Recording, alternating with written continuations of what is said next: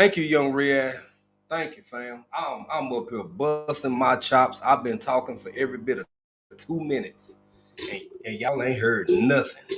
I mean nothing. Thank you, fam. I wouldn't have even had nude. I wouldn't even have nude, boy. I ain't know nothing, and I'm right up here looking at my sound thing off. I got my camera on. What's up, Odoms? How you doing, brother? How you doing, fam? Y'all get now. I'm finna mute again on purpose, real quick, so I can try to fix something.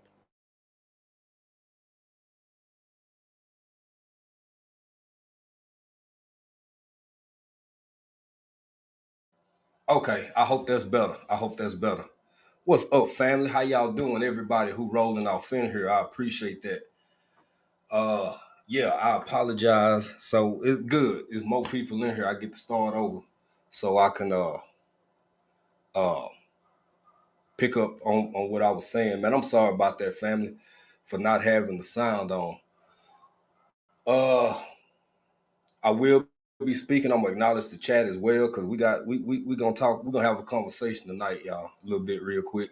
I know some of my favorites coming on tonight. My brother Odom's gonna be coming on later. Uh, uh, Auntie Ellen gonna be coming on later. Miss Shirley, OG Gardner gonna be coming on later. So, and Odom's off in here, man. Y'all gotta catch it. Y'all gotta catch my man's later on tonight. Well, late on the night for y'all. It's already night over here. But uh, shout out to Liz B Journey and Young Riaz being young Liz B the first one slid off in here. Odom's Miss Nancy B the Scratcher. My girl Psalms, what's up, sister? She said almost first. It's all good, family. It's all good. And Psalm, it's actually good because I'm happy you're here because the young lady gonna be talking about, if I'm not mistaken, her origins is out of Chicago. So uh yeah, we gonna have this conversation, of course. Hey, Chime Moss Farm, how you doing? How you doing? Welcome on in here. Welcome in here. If and y'all already know, if you want to, feel free to share this pop up out. What's up, brother Steve Gilmore? What's going on? How you doing, brother Steve? Yeah, get on in here and enjoy yourself. So look here, this conversation, it ain't gonna be all super. It ain't down and out. It's a little heavy. I ain't gonna lie. I ain't gonna lie. Carol, what's up, Carol? The girl miniature. How you doing? Yeah, yeah, yeah. Um. So, hold on, y'all. Good, good. I'm glad everybody doing well. Glad everybody is well. Everybody's doing well and faring well. I'm gonna ask. I'm gonna start it off like this. Have any of y'all, maybe some have, because it's probably been on the news up there, and I know it's been in the news in Atlanta. Have any of y'all heard of this young sister, uh, Jamiya Bratcher? Some people pronounce it Jamia, some people pronounce it Jemiah, but have any of y'all heard of her?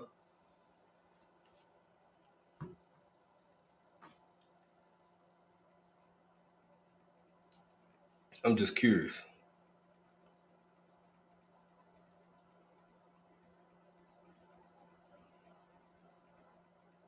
Okay, okay, young Riaz. Well, thank you for sharing that, family. Appreciate it. It's welcome, welcome, welcome. Ruth Ingram, how are you? Oh, it's your first time. Welcome in. Thank you for being here. We appreciate you. And if you feel like it, feel free to hit that like button and what's the other thing folk be saying that need to be said? I always forget. Uh God dog it. Subscribe. Yeah, that one. Yes, please. Please. Well, subscribe. That because that always help. If it's your first time here and you like what you see, you like what you getting, please feel free and come on back. And thank you all for being here. And we appreciate you. Carol, the girl miniature, said no.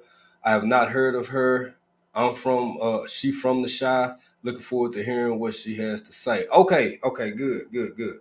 Well, Carol, that's gonna be part of the problem because as far as I know, up to this point, young sister still missing. But we not just gonna talk about her.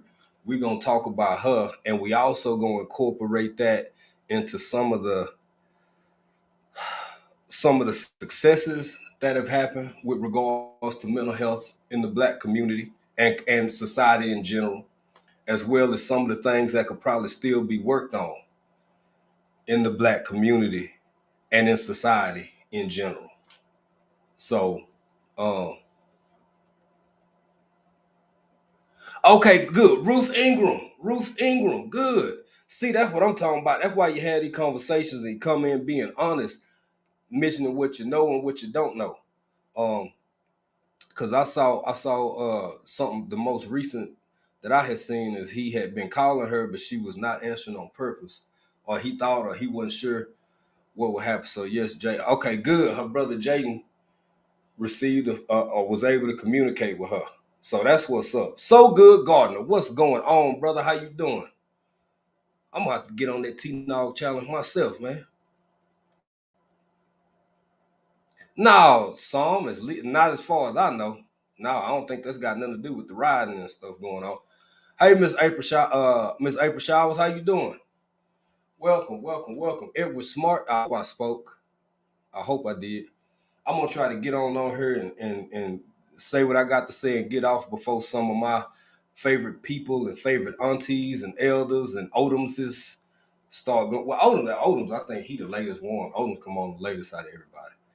But excuse me. So yeah, y'all please like, share, and subscribe. And if you want to, Indiana Jackson, what's up, brother? I hope you're doing well. Hope everything going good for you. Y'all, yeah, y'all, share it out if you want to. I got this little clip on the run. So basically, before I get to that, so this young sister is she just turned 18 recently. Her adopted parents, hey Martika, hey Martika, her adopted parents on her 18th birthday, and some of this will be in the video. It's not too long. It'll be. I'm just kind of double tapping to give y'all an idea what's going on. Hey Miss Kathy B, how you doing? So y'all can kind of have some idea of what I'm talking about before I just throw out this video and y'all don't understand why I'm doing it or what it's about and none of that. So this young sister, Jamiya Bratcher, and her twin brother, let me start here. Apparently and allegedly, it's not been denied nowhere. But hey, what's up, Broke? What's going on, Broke Farmer? How you doing? So you got this set of twins, brother and sister, adopted by this family. Two pastors, by the way. Both of them pastors, so that's interesting. We're going to talk about that too, because that's got a lot to do with how things go in the Black community. I'm a Southern Pentecostal. I know what the hell I'm talking about, but we're going to talk about that in a minute. Um, so on her 18th birthday, on their 18th birthday, y'all know what happened, right? Legal adult in many cases. Checks stop coming. Checks stop coming. I'm going to say it again for the people in the back. Checks stop coming.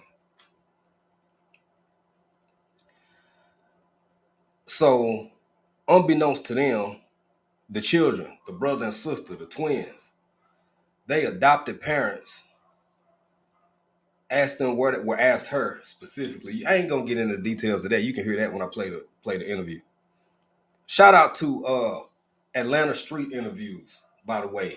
I'm gonna have to go back and tag him in this, put him in this, because uh different things move different people. Everybody don't get stirred the same way that I might by what they hear, just like I might not be stirred by something that y'all hear. But look here, so to make a short story long, they ended up dropping them off on their 18th birthday in the ATL in Atlanta. Both of them are special needs persons who happen to share the same hue as myself, right?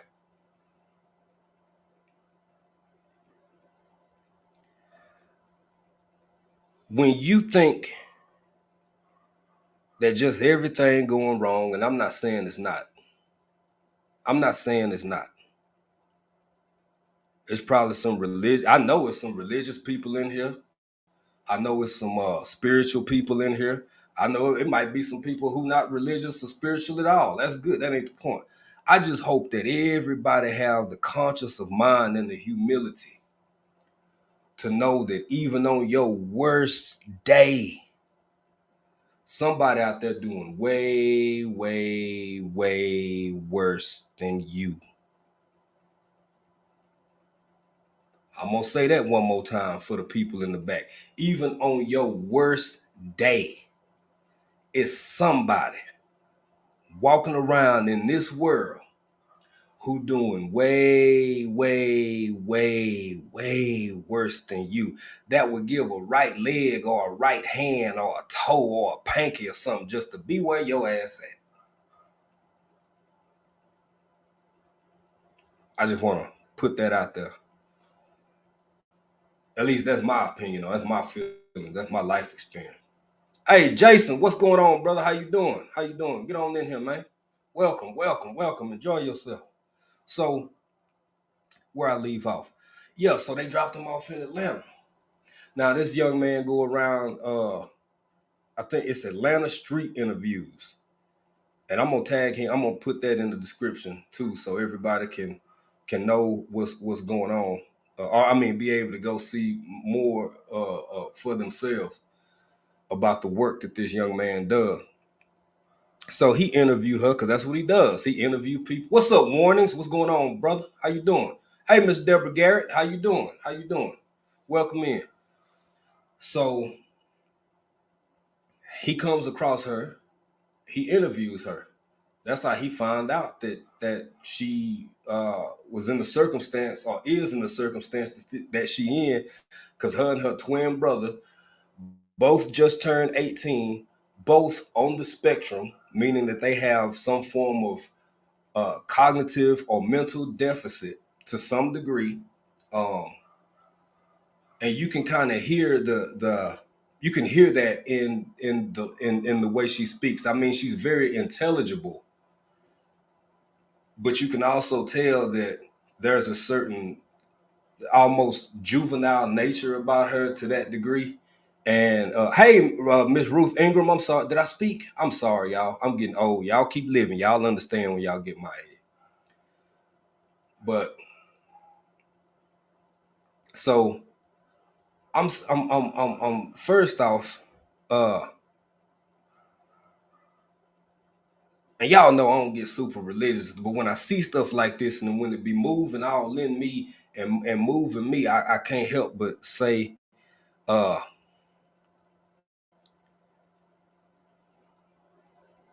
I'm a summarize. I just say, but for the grace of the Most High, there go I. Be careful who you step over. When you got on your good, pretty new shoes, be careful who you walk over, baby, because it could be tomorrow, next week, week after next, next month. That same situation or circumstance, yeah, it could be you. We know where we strive not to be, but I choose to not be so quick to say where I won't ever be. I hope those don't be my circumstances and conditions. But life done surprised me before, baby. So stay humble. Stay humble. Anyway, back to this young sister. So her parents dropped her off, her twin brother, in Atlanta on their 18th birthday. They done got discombobulated. And they he's staying in one shelter over here, and she's staying in one shelter over there. And I'm not gonna say that she has particularly the mind of a child because she's legally grown, but she has developmental issues. So does her brother to some degree. Oh, you all good. Odoms, take your time, bro. We understand. We understand. Hey, Erica. What's up, Erica? Beaver. What's up, sis? Uh, Tracy K. Hey, thank you for being here, Tracy K. I'm gonna get this clip ready so I can run for y'all real quick, fast here in a minute. But Welcome in, everybody. Thank you for being here. And since, it's a conversation, it's a pop up. My girl Erica in here. I'm going to remind y'all again. June 16th through the 2nd, a regular meetup. You can just go straight over to a regular gun guy, catch him, or you could get in contact with Billy, my fly family, or you could connect with Erica, who's in the chat right now, being Womlish, Erica, my fly family, and you can get all the info you need about the a regular meetup coming up. And my man ain't even in here, but shout out Vision Preparedness. Vision Preparedness, June 2nd through the 4th. June 2nd through the 4th, Vision Preparedness, a bug out weekend. So y'all look out for that too. And since everybody in here, man, it's Erica, go and drop your hashtag BCIAC. Everybody connect. I mean, it's a pop-up, but while we here, we might well get some productivity out of it. And y'all drop your hashtag so everybody can connect. David Corey with Crop. What's up, bro? David Corey with Crop. My fella Texan, what good, bro? Okay, I understand, Dave. I understand, bro. It's all good. Everybody working busy this time of day for y'all over there. Ruth said, I know how you feel. The stories upset my soul. As if it was one of my children. Yeah, I'm Miss Ruth. Knowing it could have been, and then just the callousness and the lack of love, the lack of humility and humanity. It's hard to deny that them kids wasn't nothing but a check. And it hit home for me because I grew up with people who have been adopted or were adopted. And if they don't meet the qualification, so many of them have one way out. They go into the military. So many of them.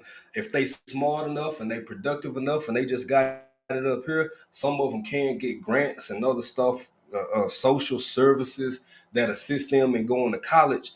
But that don't always work out for everybody because a lot of these kids have been so traumatized over the course and duration of their short, young lives.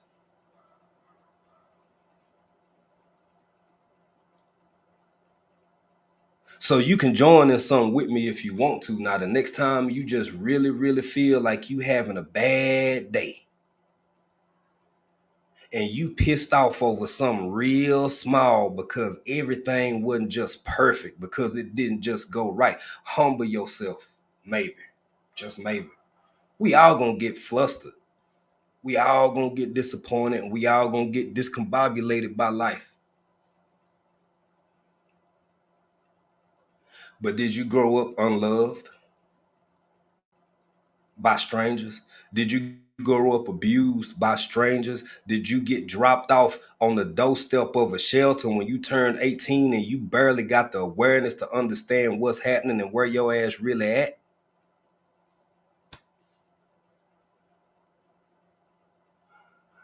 A can of mustard slipping out the refrigerator and now it's a small mess you got to clean up don't seem like such a big deal.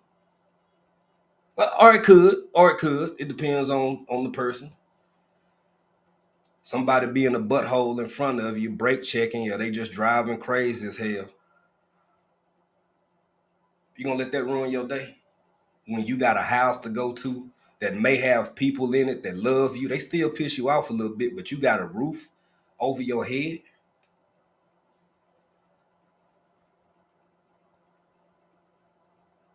But somebody pulled out in front of me too slow.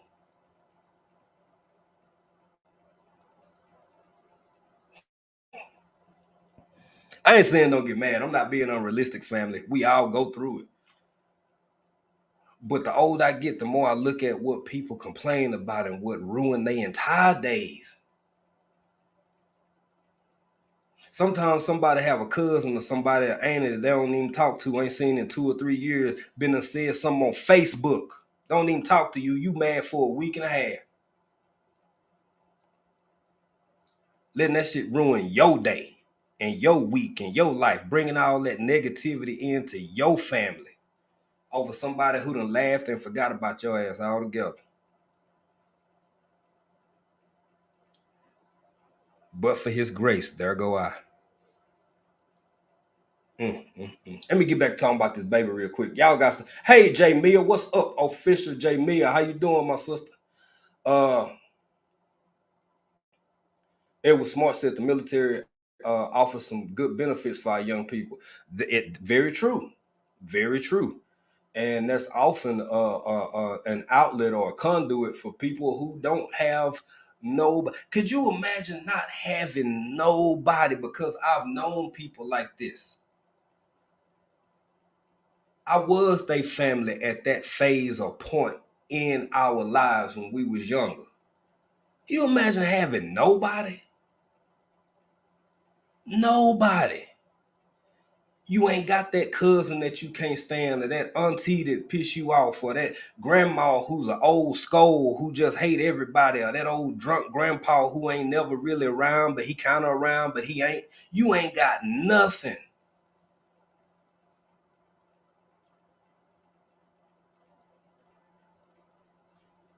I know what I try to do, and I'm gonna try to encourage others to do the same. Put yourself in somebody else's shoes that grew up in the system and they never knew nothing but the worst of what there is to know something about, if you feel so inclined. Let's see. Warning said, anyone follow Brother Sanchez TV on YouTube? He is having some great debates about the shape of the earth. No, I don't, but I'll check him out. I will. I sure will, Warning. Yeah. Commend you, mothers. Miss April Shower said, I commend you, mothers with special needs children. You are amazing. Yes, I agree. Mothers and fathers, families, all of them. Hey, TX Lala, how you doing, family? Get in here. I'm sorry. I hope I ain't missed nobody. I just Trace said she just cuss everybody out while she driving and keep it pushing. I know that's right. I don't blame you. I don't blame you, family. It's some fools out there. I usually been forgot by the time I get to the house. As long as they don't put me in a position where I got to protect myself or my wife or my family and loved ones, I try to let it burn. Me a while back, that was a different story. I wasn't never crazy, but I was a little more warm headed than I am right now. I'm a lot more level headed.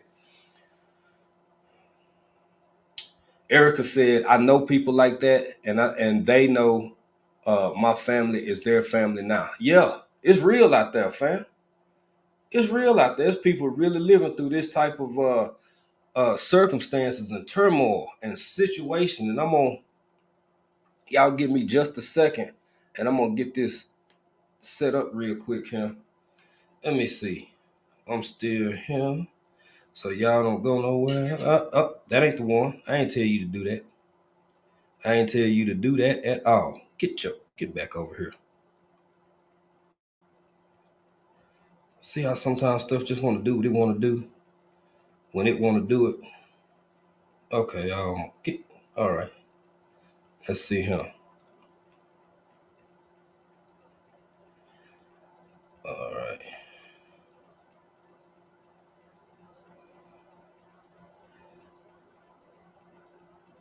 Now this is a short piece of one. I thought I had the other one ready to go, but I'm gonna play this one for y'all. Let me know if y'all can hear it properly.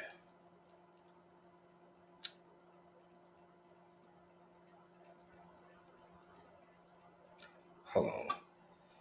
Uh, okay, y'all. I'm gonna have to get this ready. I'm still working on it. Please tell your man stop pushing the button. Girl, hush. Hey, I'm doing all right over here. Hey, Psalm, all right, sis.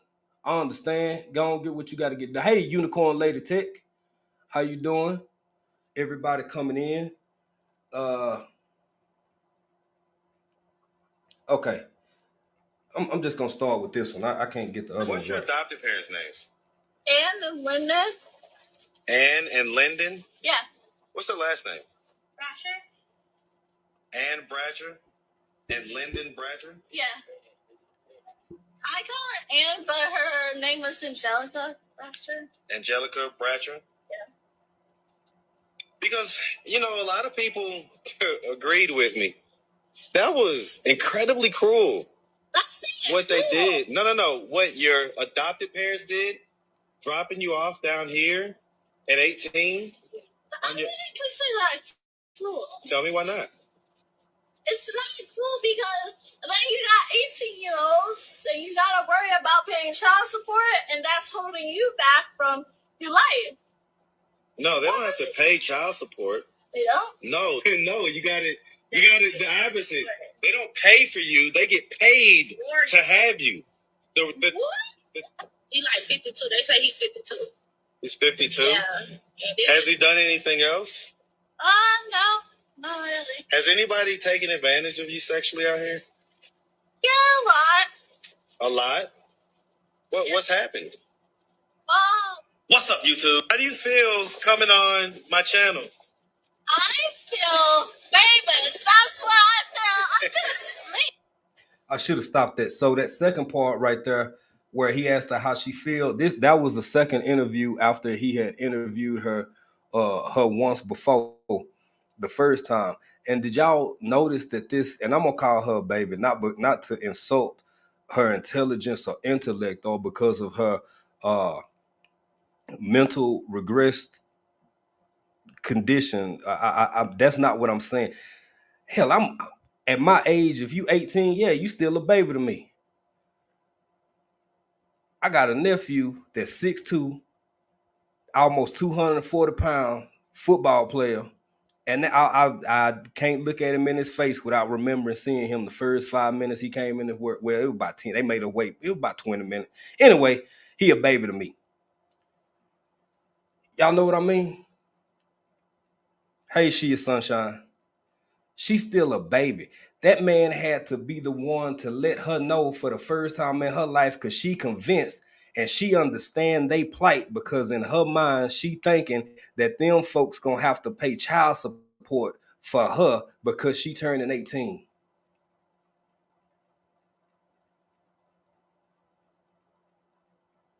It's some sick people in this world, y'all. It's some sick people in this world. And I'm not gonna let those people make me ever believe that it ain't no good folks left, because there's too many of y'all out there that came into my life through this internet in real life. I somehow for whatever reason I'm feeling a little worthy, because I stay blessed. I stay blessed. Now my level of blessing and what I consider a blessing might be crumbs to somebody or peanuts to somebody else. But baby, when I can wake up and open these eyes of mine and look around and stand up out of my bed with my own two feet, on my own 2 feet, under the power that I've been blessed to have in my body, well, that's the start. That's the origin of the foundation for my good day right there. Back to this baby. Y'all see that she didn't even understand, and she just done been dropped off in Atlanta from Chicago.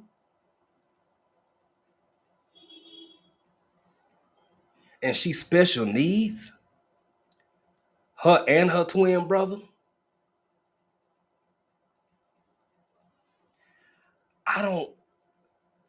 Y'all, sometimes being a content creator, guess what? You spend time on the internet. This is a story that just won't go away.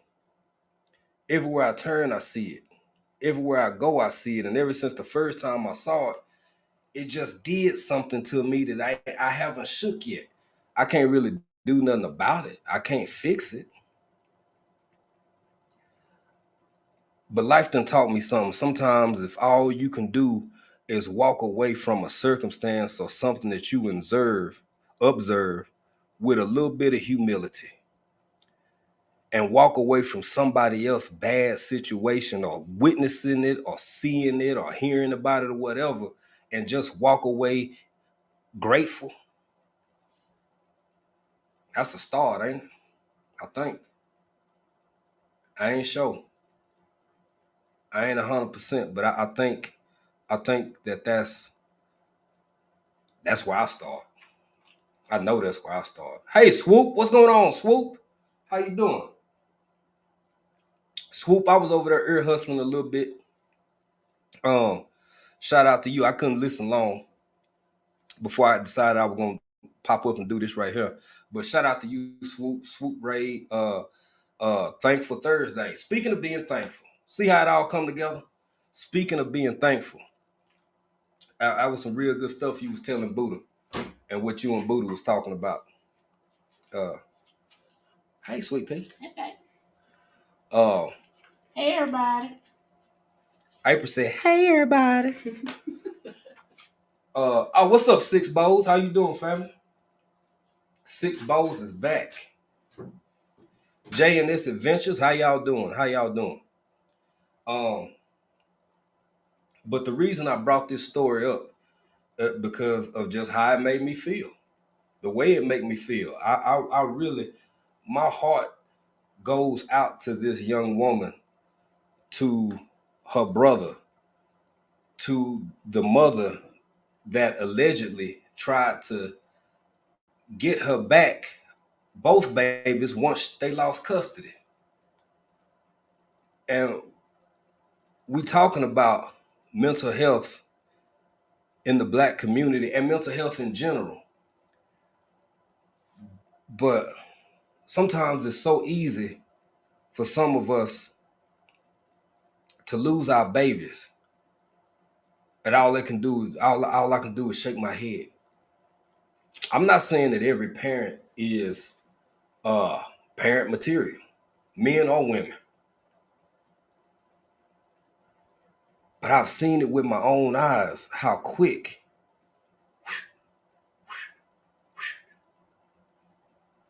and even though on the books, Miss Shirley, OG Gardner, how you think? I mean, and how you doing, and what you think? Because I know you. I believe you said you had a history in social work and social services.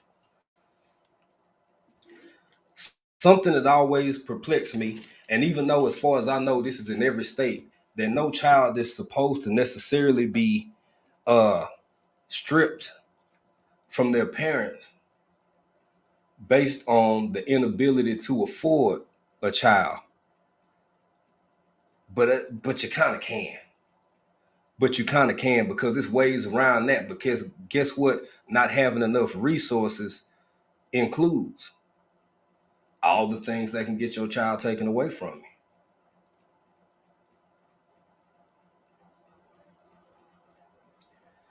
And we ain't even got into the conversation about mental health part of it all the way yet. I want to ask y'all something. I'm going to ask y'all, and I'm going to ask you with sincerity. How is it that a mother that's single, or a father that's single, or a family, a couple, a married couple who just happen to be poor, cannot always get enough money or help or resources to keep their kid, but their kid can be taken away and put in a system, and then the system gives some strangers money so the kid can have what they need?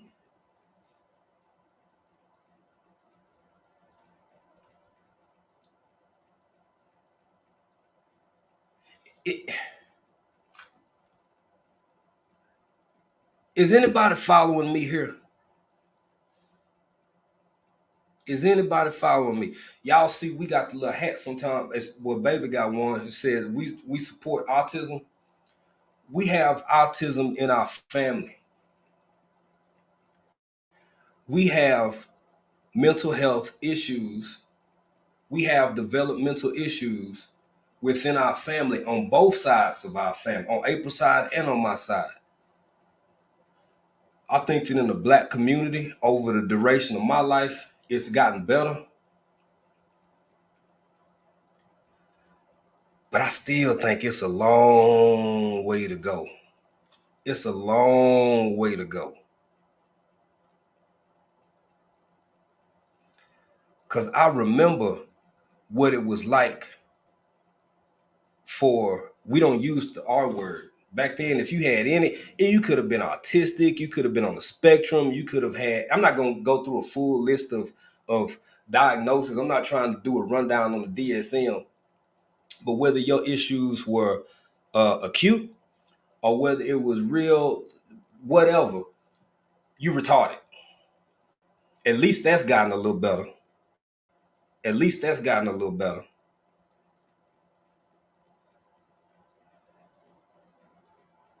But another side that come with change for the better is, oh, everybody's so sensitive. Everybody's so sensitive. So it's like a double-edged sword. Sword. It's like you're damned this way and then you're damned over that way. I get it. Or a lot of people super sensitive about stuff that whatever. I guess it depends on the person who on the receiving end or whatever they sensitive about.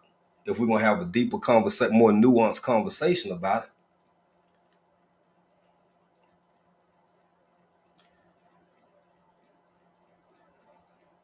What if they got Asperger's? Hmm?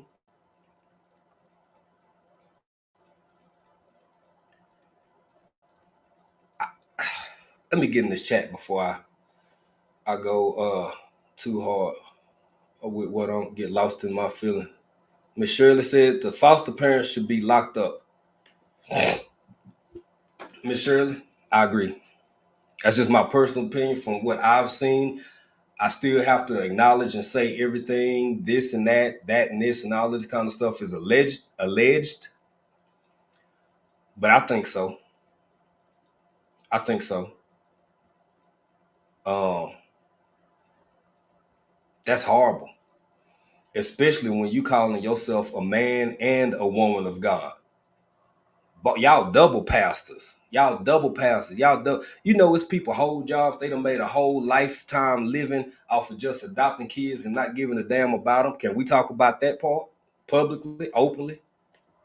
I ain't saying there was no fix for it, but damn, every conversation had ain't always got to have a fix. How can you fix something before you acknowledge it even exists?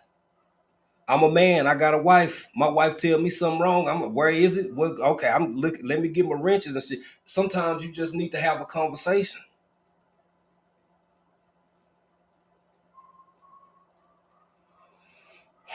Let me get back in this chat. Liz B said, "Facts, Jay. I never understood that, especially coming from foster care." Yeah, Psalm said that don't make no sense. Whatever. And Liz B said, "Sad thing is, people get checks and do nothing for the kids. I've seen it, sadly, with my own eyes. I wasn't the man that I am now, so I didn't fully comprehend just how deep that whole set of circumstances is. I didn't understand how, I just didn't know because I was too young to really process that. I'm still figuring out life myself at that point. Uh, Martika said, so true, never thought of it that way. Just give parents the resource. Yeah, like in real life, Martika, you take children away primarily because of sometimes children should, as a last resort, not be in the home. I agree. I think there are circumstances where, yes, sometimes kids don't need to be in the home with those people, biological or not. But sometimes it's all the moving pieces of what they can't afford, the living conditions, the this and that's i.e. after you chop it all up, poverty. So you take that you take them kids away and then go place them in the system. Hopefully someone either fosters or adopts them, and then you grant them all these resources or the necessary resources or the help or whatever you want to call it. And I'm not a parent, and I'm not above being challenged. Anybody in this chat can challenge me on this if y'all think I'm wrong. But life done taught me, and I done lived long enough to know that the most important thing in a child, one of the most important things in a child's life. No, hell no. I'm gonna stand on what I said. The most important thing in a child's life is stability, because everything else comes after that. When they eat, how they eat comes after them being stable. It's all a part of it.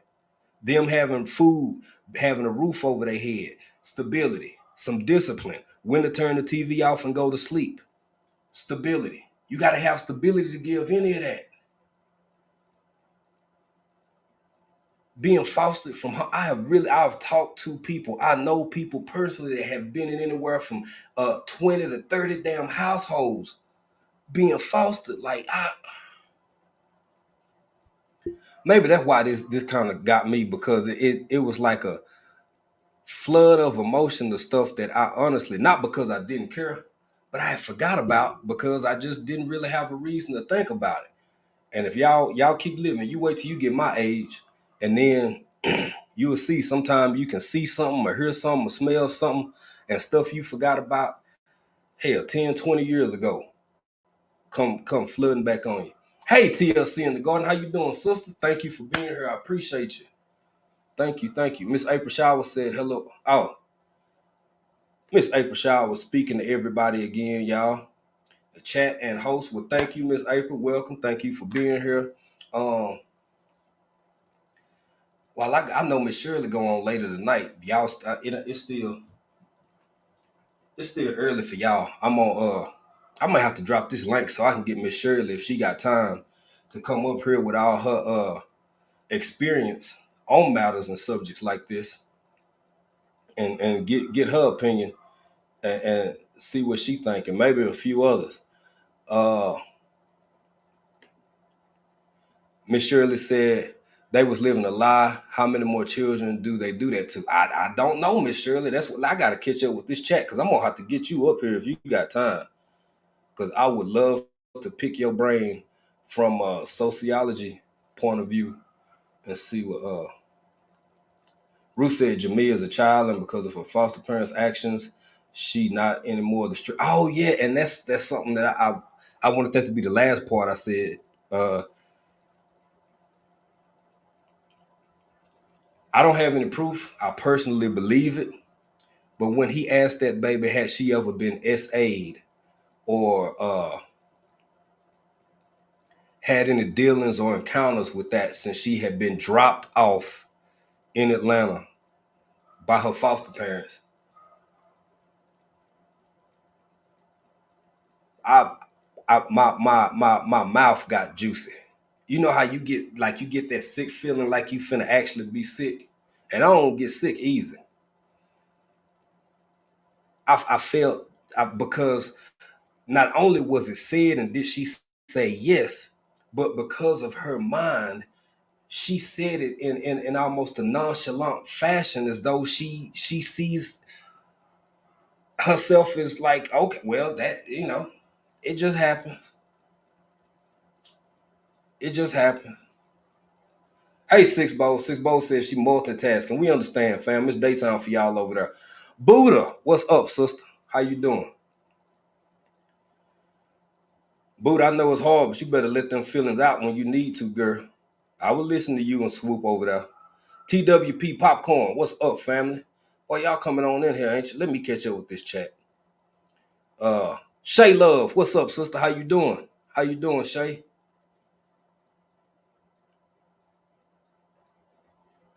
I think I saw Shay Love earlier.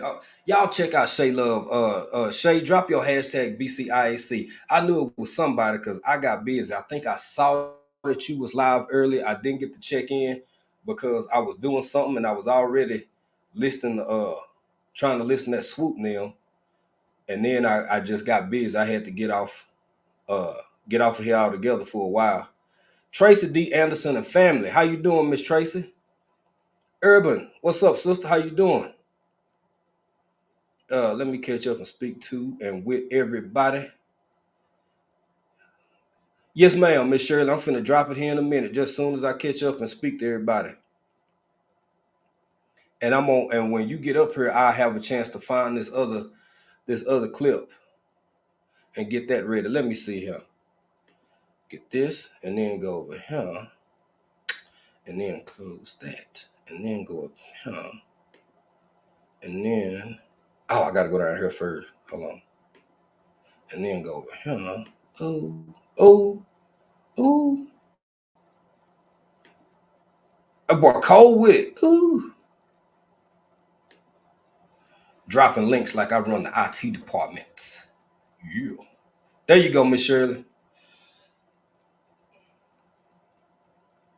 Yeah, Ruth. It hurt my heart too. It hurt my heart too. Especially when you don't know what to do about it. Except bring the work, have conversations like this. I'm like, hey, well, I don't know that young lady, never seen her a day in my life.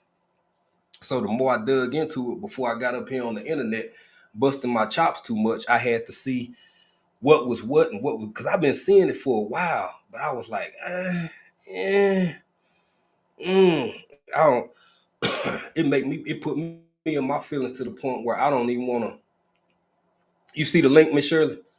Oh, thank you, Sweet Pea. I sure did. Drop that link. Uh, Put me in my feelings to the point where all I could do was pray for her. The hell I'm gonna do personally from East Africa? I ain't got no. I mean, she got she does have like a cash out thing up or whatever, but I had to see the legitimacy of that before I got to telling other folks and even myself sending money, because I had to see what was what and who was who, you know. Hey, Miss Shirley, you ready?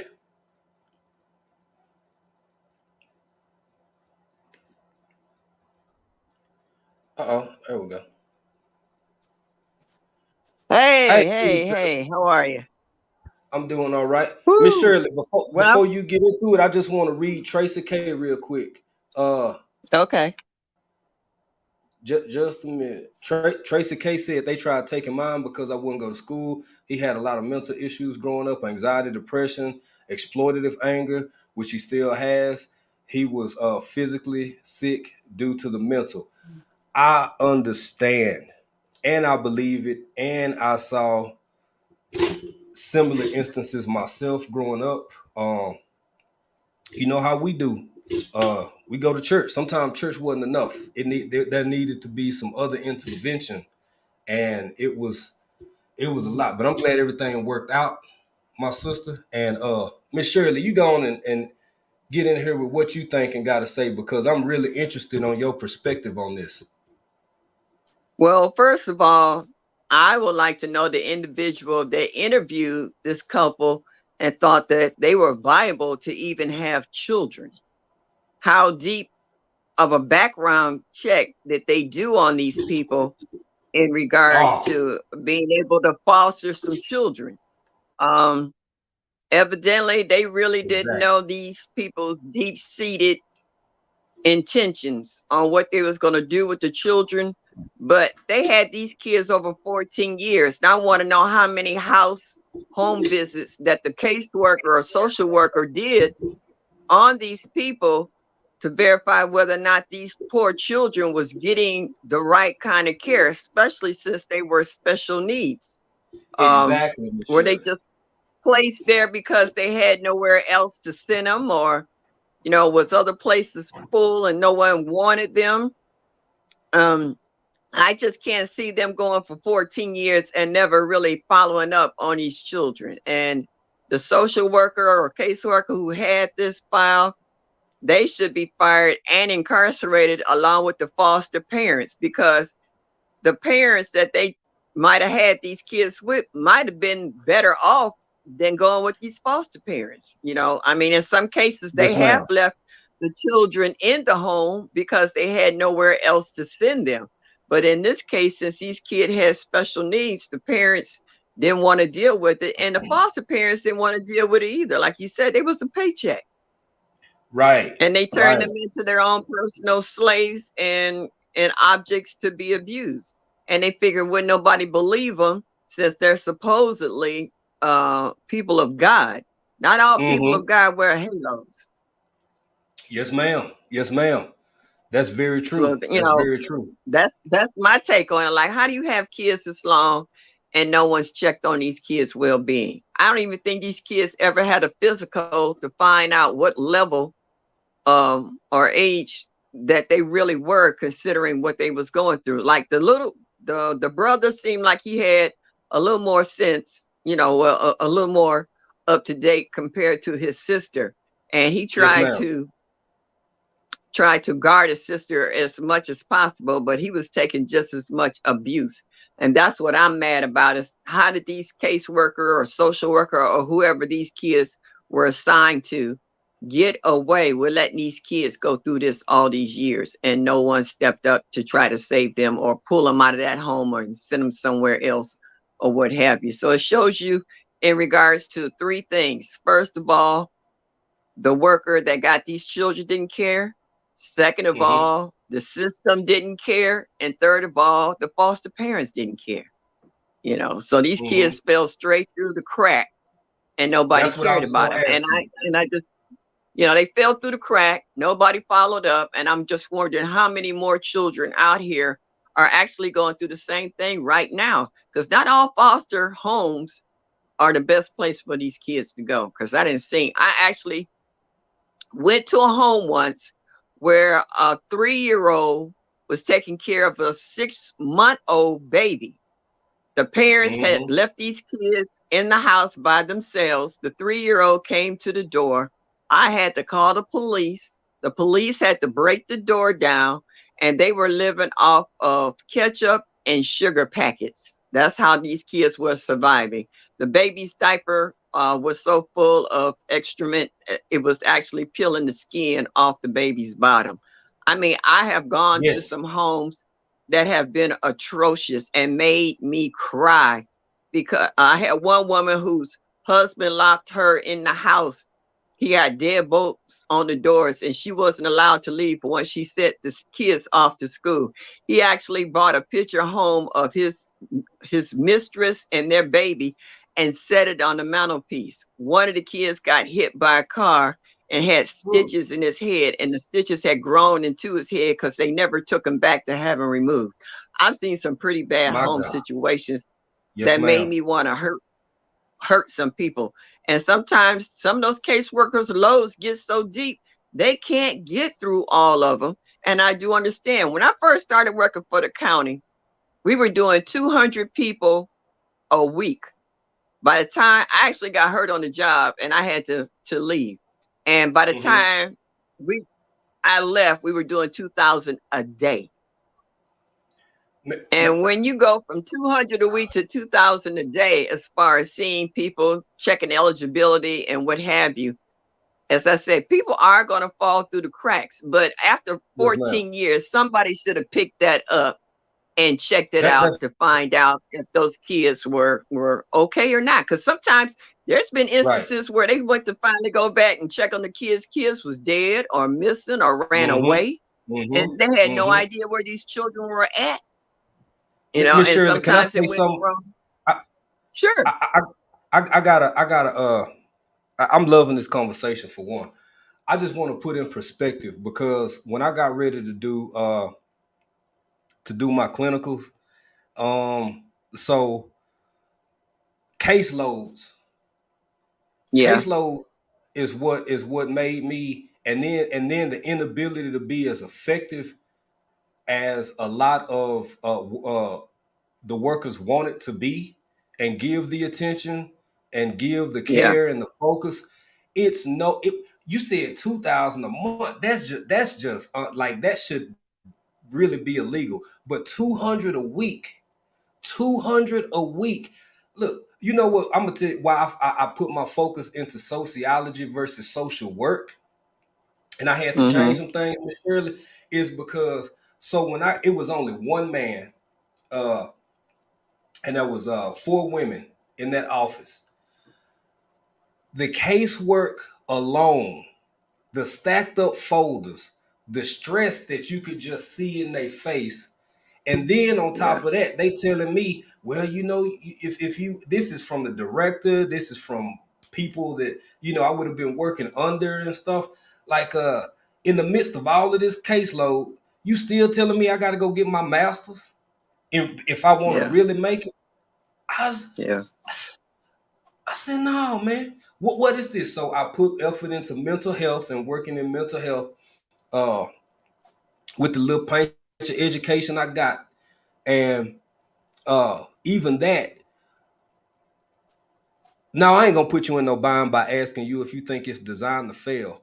But from all your experience, how And you know what, Jay? I hate to say, uh, to a certain degree, it is because they okay, know Mister, hu- humanly possible. We can't do it that all. part, that part. We cannot do it all. And this is what I'm saying. Some of these workers have caseloads of anywhere from 50 to 100 people. There is Yes, ma'am. no way that you can investigate every single case file and find proper homes for them. For one thing, they don't always have the resource. The Exactly. the nurseries and the orphanages, they're overflowing with kids. Now, when I was talking Overflowing. about me, Jay, this was back in the 70s. So Yes, that's ma'am. how much it grew just in the 70s alone. So you know from that time to this time how things have changed. Back then, you had alcoholics and drug addicts, but not like you got now. Okay, you got a whole different generation Oh, of yes, new ma'am. drugs that's constantly coming out between crack babies and opioids and all this other stuff that's taking, and all these babies are coming, and these babies are addicted to these drugs. So it's Yes, ma'am. hard to place children like that, and it's hard No. when you get siblings when there's two or more. You don't want to break them up because they've been leaning on each other for security. And if it's more Mm-hmm. than two kids, if it's a family of five, they breaking everybody up. Nobody's going to the same house. Mm-hmm. Okay, so Mm-hmm. years later, Mm-hmm. you always hear stories about siblings trying to find one another or haven't seen each other in the last 20 years because a lot of Yeah. these families aren't taking these kids in. Not all grandmas is raising grandkids like they used to. Grandma says she's Yes, ma'am. tired. For one, she says she don't have the room, she don't have the income, and she no longer has the energy. You know, the Yes, kids ma'am. keep having babies and dropping them off at mama's house. A lot of these mamas are stopping that now. It's like, you made them, you keep up with them. You take And care then of 'em. they develop a black market. Now you got Right. babies, you got drug addicts selling their babies to the drug man. Okay. I Yes, mean, ma'am. all these changes I have seen evolved over the years. None of them are Mm-hmm. good. None Right. whatsoever.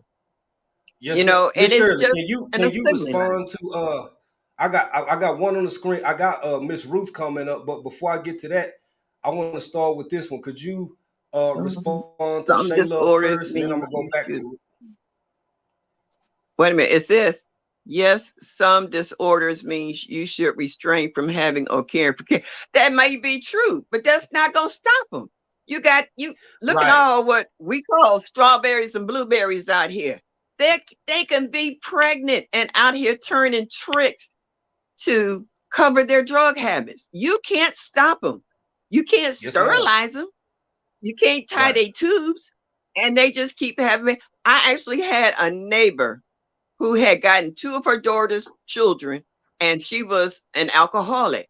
They literally packed up and moved out of state so she couldn't find them and keep dropping off these babies out here Yeah. turning tricks. I mean, I Yes, got a ma'am. book of stories I could tell you about the people I I have dealt with and stories people have told me in regards to all these children out here in the streets, and it will break your heart. Let me I tell you, when I know. started working for the county, I was young and naive, and I Me would too. cry I was old and practically naive. every single day because my heart was broken by some of these stories that these people were going through. By the Yes, time I ma'am. left out there, I was like a hardcore Marine, you know, You had to because be, Miss Shirley.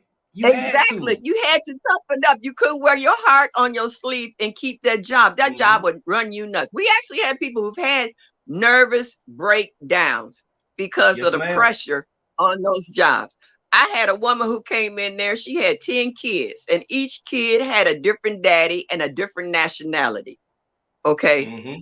I you, you almost don't have words to express how you gonna deal with What do you this say? situation. You know what I'm Right. saying? Right. And I she's know. coming I there know. for help. And and Mi- back uh, in the day in the mi- 70s, you actually had Cadillacs pulling up saying welfare on the license plate. Because these women was giving these men their checks and stuff and not taking care of their kids. But mama walk out the uh-huh. house with a leather coat, 4-inch stilettos, dressed to the nines, and the kids come out, they don't even have shoes on their feet and looking like vagabonds. I've seen it both ways. I've seen where the Yes. kids was well taken care of and the mom looking like a hobo and vice versa. Yes. Every scenario that you could possibly think of, I've seen it. And at one point, I thought nothing else could shock me, but I guarantee you, someone will come in there with a story that will make the hairs on your back of your neck stand up, and you actually have to get up and excuse yourself. It's either to go cry or to throw up, one of the two. One of the Okay, two. because See, the stories were that's so why I love horrendous. picking your brain. Miss Shirley, what about this Yeah. this next comment? And then I'm gonna go down low in the chat. Can you see it, Ruth Ingram? Uh, Said the social worker came to the house. They had to pretend that they were happy. Yeah, yeah, yeah, Yeah, yeah. That happens too. And I think yeah. hey, what's up, Vision Have Preparedness? you Hey, ever? everybody in the chat. I'm kind of I behind a have little bit. gone. I've gone to a door, and the door, when they opened it up, the stench was so overpowering. I actually had to step back to keep from throwing up on the porch because the I house was full of trash, urine, roaches, rats, the welfare whole checks nine yards. are real. Yeah. Yeah, yeah. Believe me, Miss Shirley. Miss psychologically, Shirley. it yes. Oh, I was gonna say, oh, well, finish your thought and then respond to Martika's comment if you don't mind. Okay, yeah. Psychologically, it made me give a whole new meaning to the word welfare because Yes, it didn't ma'am. fit because Yes, ma'am. it wasn't the welfare of the children that was benefiting from it. It says my boyfriend always said how different it is from state to state. In Louisiana, underfunded and no involvement, but there's parents caught cases if teachers call. Yeah, yeah, that's true too. That's what I'm Mm-hmm. saying. There's Mm-hmm. every kind of scenario out here. You got some teachers who check the children and will contact social services and ask them to do what we call now a welfare check to see if the child is okay, if it's being abused or they starving the children or what have you. But they only if they have people available to send out to them. That was the biggest thing. That And part. you're right about state to state. I actually had people coming here from Pennsylvania and Florida and I think Connecticut or something because it was easier for them to get on public assistance here than it was in their Yes, own ma'am. state. And Mm-hmm. then when Mm-hmm. when they stopped, because they used to give public assistance to single people too. And then they stopped that. And then everybody was flocking to Pennsylvania and other states because they still had it for single people. But here, there's actually been generations of family that was on public assistance from the Yes, ma'am. mama to the grandmama to the daughter. It was going Yes, from ma'am. one generation to the next staying on welfare because they figure they got food, they got at that time you used to get clothing vouchers. You would get a voucher for a refrigerator and stove. You got a voucher for your first month's rent.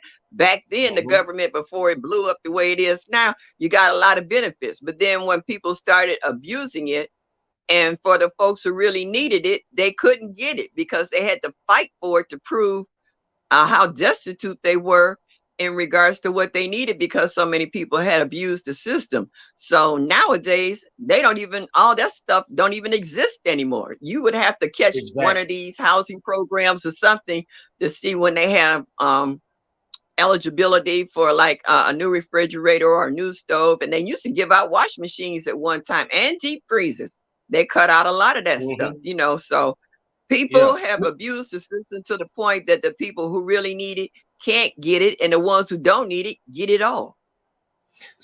That's a perfect segue, Miss Shirley, into my next point. I want to say hey to Auntie Ellen, and hey to who Yeah, I somebody else guess came they in there. give people a So, hard time so to adopt. Yeah.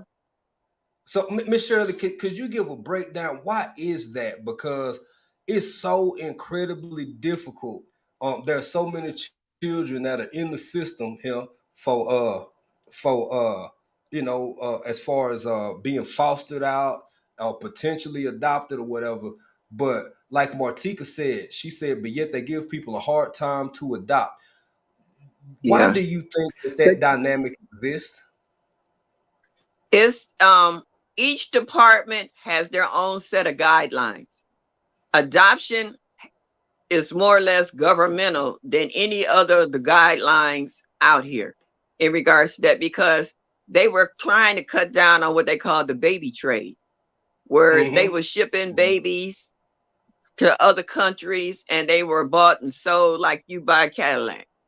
Yes, ma'am. Yes, ma'am. And you know, you got a newborn here today and a newborn gone tomorrow, and you're like, where did the baby go? Nobody knows. Exactly. But the people who had the Exactly. baby know exactly where that child is at and how much they got paid for it. They was trading babies like Mm-hmm. they was trading baseball cards at one time. Yes, And ma'am. if you had healthy kids between the ages of 1 to 5, oh, for real, they was gone overnight. People wanted kids like that. They could train them to do things for them, or they could train them in the sex trade. They Yes, actually ma'am. became the new currency back in the day at one time. Now And, it's older Miss, women and teenagers that uh-huh, they trading. Same thing, just a different age range. different age range. And a lot of people don't know that at one point, babies were actually shipped through the postal service. Look it up. Yeah. Now I'm talking about early. I'm talking about long, long time. I'm talking about Oh early yeah. 20th century. And Oh yeah. there's a reason why I ain't even gonna get into that. That veers away from the conversation. But Miss Shirley, how There you feel needs to about be this? more Edward Smart funding. said the bottom line is that there needs to be more funding for social services, especially in these times. Okay. I don't care how much money you put in the system. If the system is not working for the right reason, all the money in the world is not going to change it. I Okay. agree. Because people are already doing underhanded things to make their own money. Okay. So whether they put more Yes. money in the system or not, they need more people with caring for the well being of the children. That's going to make the difference, because as long as you just, if you give me $5 extra, it's not going to make me work 5 extra minutes harder. Okay. That's not going That's to true. change. That's true. That's not going That's to true. change. If like I said, if I got 50 to 100 cases, all the money in the world is not going to make that 50 to 100 cases disappear. I'm still going to have to do overtime. I'm still going to have to Mm-hmm. try to catch up and do as many as I can. You try to put your toughest cases on top to make sure that they get taken care of. But then when the bottom ones start getting neglected and you don't get a chance to catch up with them the ones that come up missing, or kids Yes, been ma'am. showing up in other states, and what have Yes, you. ma'am. So I always say money's not always the answer. That's what I'm trying to say. Money is not I, always the answer, because just like they're cutting programs, they're trying to cut out Social Security. What is all these elderly people supposed to do once they cut out Social Security? ooh, They're Miss cutting a lot of Shirley. people's pensions. I mean, it's so many programs out here being cut. Even if they put the money back, they're gonna Yes. find a reason to come back 6 months later and say you got overpaid and you owe Yes. them. Yeah, And Miss then they'll Shirley. start taking money out of your monthly check to cover their Yes. deficit. Yes. So money is not always the bottom line, and it's not always the answer. It's not always the answer. Believe me, I've Everything seen from too Social many. Security to TANF to your Yeah. regular TANF food stamps, any form of assistance. And Miss Shirley, when I do some of these shows, and I got some people to acknowledge real quick, when I do these shows and I be talking about stuff that may not be all lighthearted and happy and a hunky dory, I be trying to get people to understand what you just said, especially my people who are our followers who are maybe on a fixed income, or you may be a Yeah, grandchild and you don't yeah, you hearing something that I say that you might want to go talk to Big Mama or Pawpaw about, because like you said, and yeah, that does happen. It happens more often than people think it do. They will retroactively go back because a program's been cut in January, right. and here it is August, and you think you finna get your grandkids stuff off a layaway. You already on a fixed income, and then they saying, well, we overpaid you 12 months ago or 16 months ago or whatever, and then they Yeah, snatching or cutting your checks in half or by a yeah. quarter or whatever. So we be trying to have real conversations, but I want to speak to John 7-4. I want to remind everybody that today is Thursday, which is why I'm gonna get out of here get out of here for long. Miss Shirley, OG Gardner coming on tonight. Auntie Ellen is coming on tonight. Odom's Homestead. Motivation from the Weightlifting Geek is going to be doing his after work live. And I want to say Thursday, Vision Preparedness. If you still in here, I think Vision is doing Thursday live tonight as well. So I just wanted to remind everybody to check all of y'all out, support y'all. You can put hashtag BCIAC in the chat. And if you like what you're hearing and you new here, feel free to subscribe. And if you don't mind, please hit that like button. And you go ahead, Miss Shirley. Jay, I don't know if you remember, but less than maybe a month or two ago, they had a big scandal in New York where somebody was tapping into the system and draining everybody's EBT cards. And oh yeah, it was some over like I don't know, close to 100,000 people that they tapped Wow. in and they drained their EBT cards and it had a lot of the mamas coming on the news who had a house full of babies and they couldn't feed their families and they were asking the government what was they going to do about it, Dude. and they said Yeah. they had to investigate what happened. They found out what Right. happened, but meanwhile you still ain't reloaded these people's EBT cards and That they got part. all these babies to feed, That and part. it might not only feed their babies, they might be helping somebody else, to eat and what have you. And so they was just left hanging and they had these mamas crying on national TV saying, well, what is we supposed to do? How are we Yes. supposed to feed our families? And the government was like, Uh-huh. until they finished the investigation, they was just kind of what they call SOL, Yes, ma'am. and I'm gonna look into that story, and Miss Shirley. yeah, look into it. It was quite a few. It was the state. It was more than just the state of New York. I think it was 2 or 3 states that they had Yes, ma'am. hackers going in there and Mm-hmm. draining people's EBT cards. They didn't have. They went to Yes. use them and it was zero, not just a few dollars. They were zero. They had nothing on their cards. Zero. Miss Shirley, Mhm. don't let me forget, because I got something to say about Houston and the housing Okay. issue. But because of what you just said, I encourage people. See, like April and I, we've traveled a lot. Internet. Anytime you spend time in other countries, places, and airports, and all of this stuff, get you a RFID guard, something to protect. Folks will walk right past you and scan your whole body and have all your kind of Yeah. every piece of Yeah. information they need off of you, from your phone to all the cards in your that little chip that's on your card. Baby, all somebody need Yeah. to do is be in about 3 feet of you to get all of that. What's up, Juicing with Jay? We really have to start protecting ourselves. I did see that a warning has been put out for some of the the little docks, Miss Shirley, like the little banks they have in the little areas in the public places Yeah. and in airports and bus Yeah, you got stations to where watch you about the charge your covers. Yeah, you got to watch the don't covers. You got to watch. They had them in yeah, Walmart where people was quit putting their using credit them. cards in, and yeah, and they was getting all their information. And then somebody noticed that it didn't look right, and they felt around the edges and found out it was loose and pulled the cover off. And they was letting them know that Uh-huh. how many they don't know how many people went through the self check line, and that cover was on there. I was like, whoever Mm-hmm. security wasn't watching because they should have seen it when they put it on there, but they was getting all these Yes, ma'am. people's information and wiping out their bank accounts. Yes, ma'am. Yes, ma'am. And as Like careful as I they am, do it, it at it the could gas still happen to station. me. Oh Yes, yeah, ma'am. they were doing it at the ATMs. They was doing it at gas stations. They was doing it at Walmart, and it was some other place that they were doing it as. I think it was a Dollar Tree.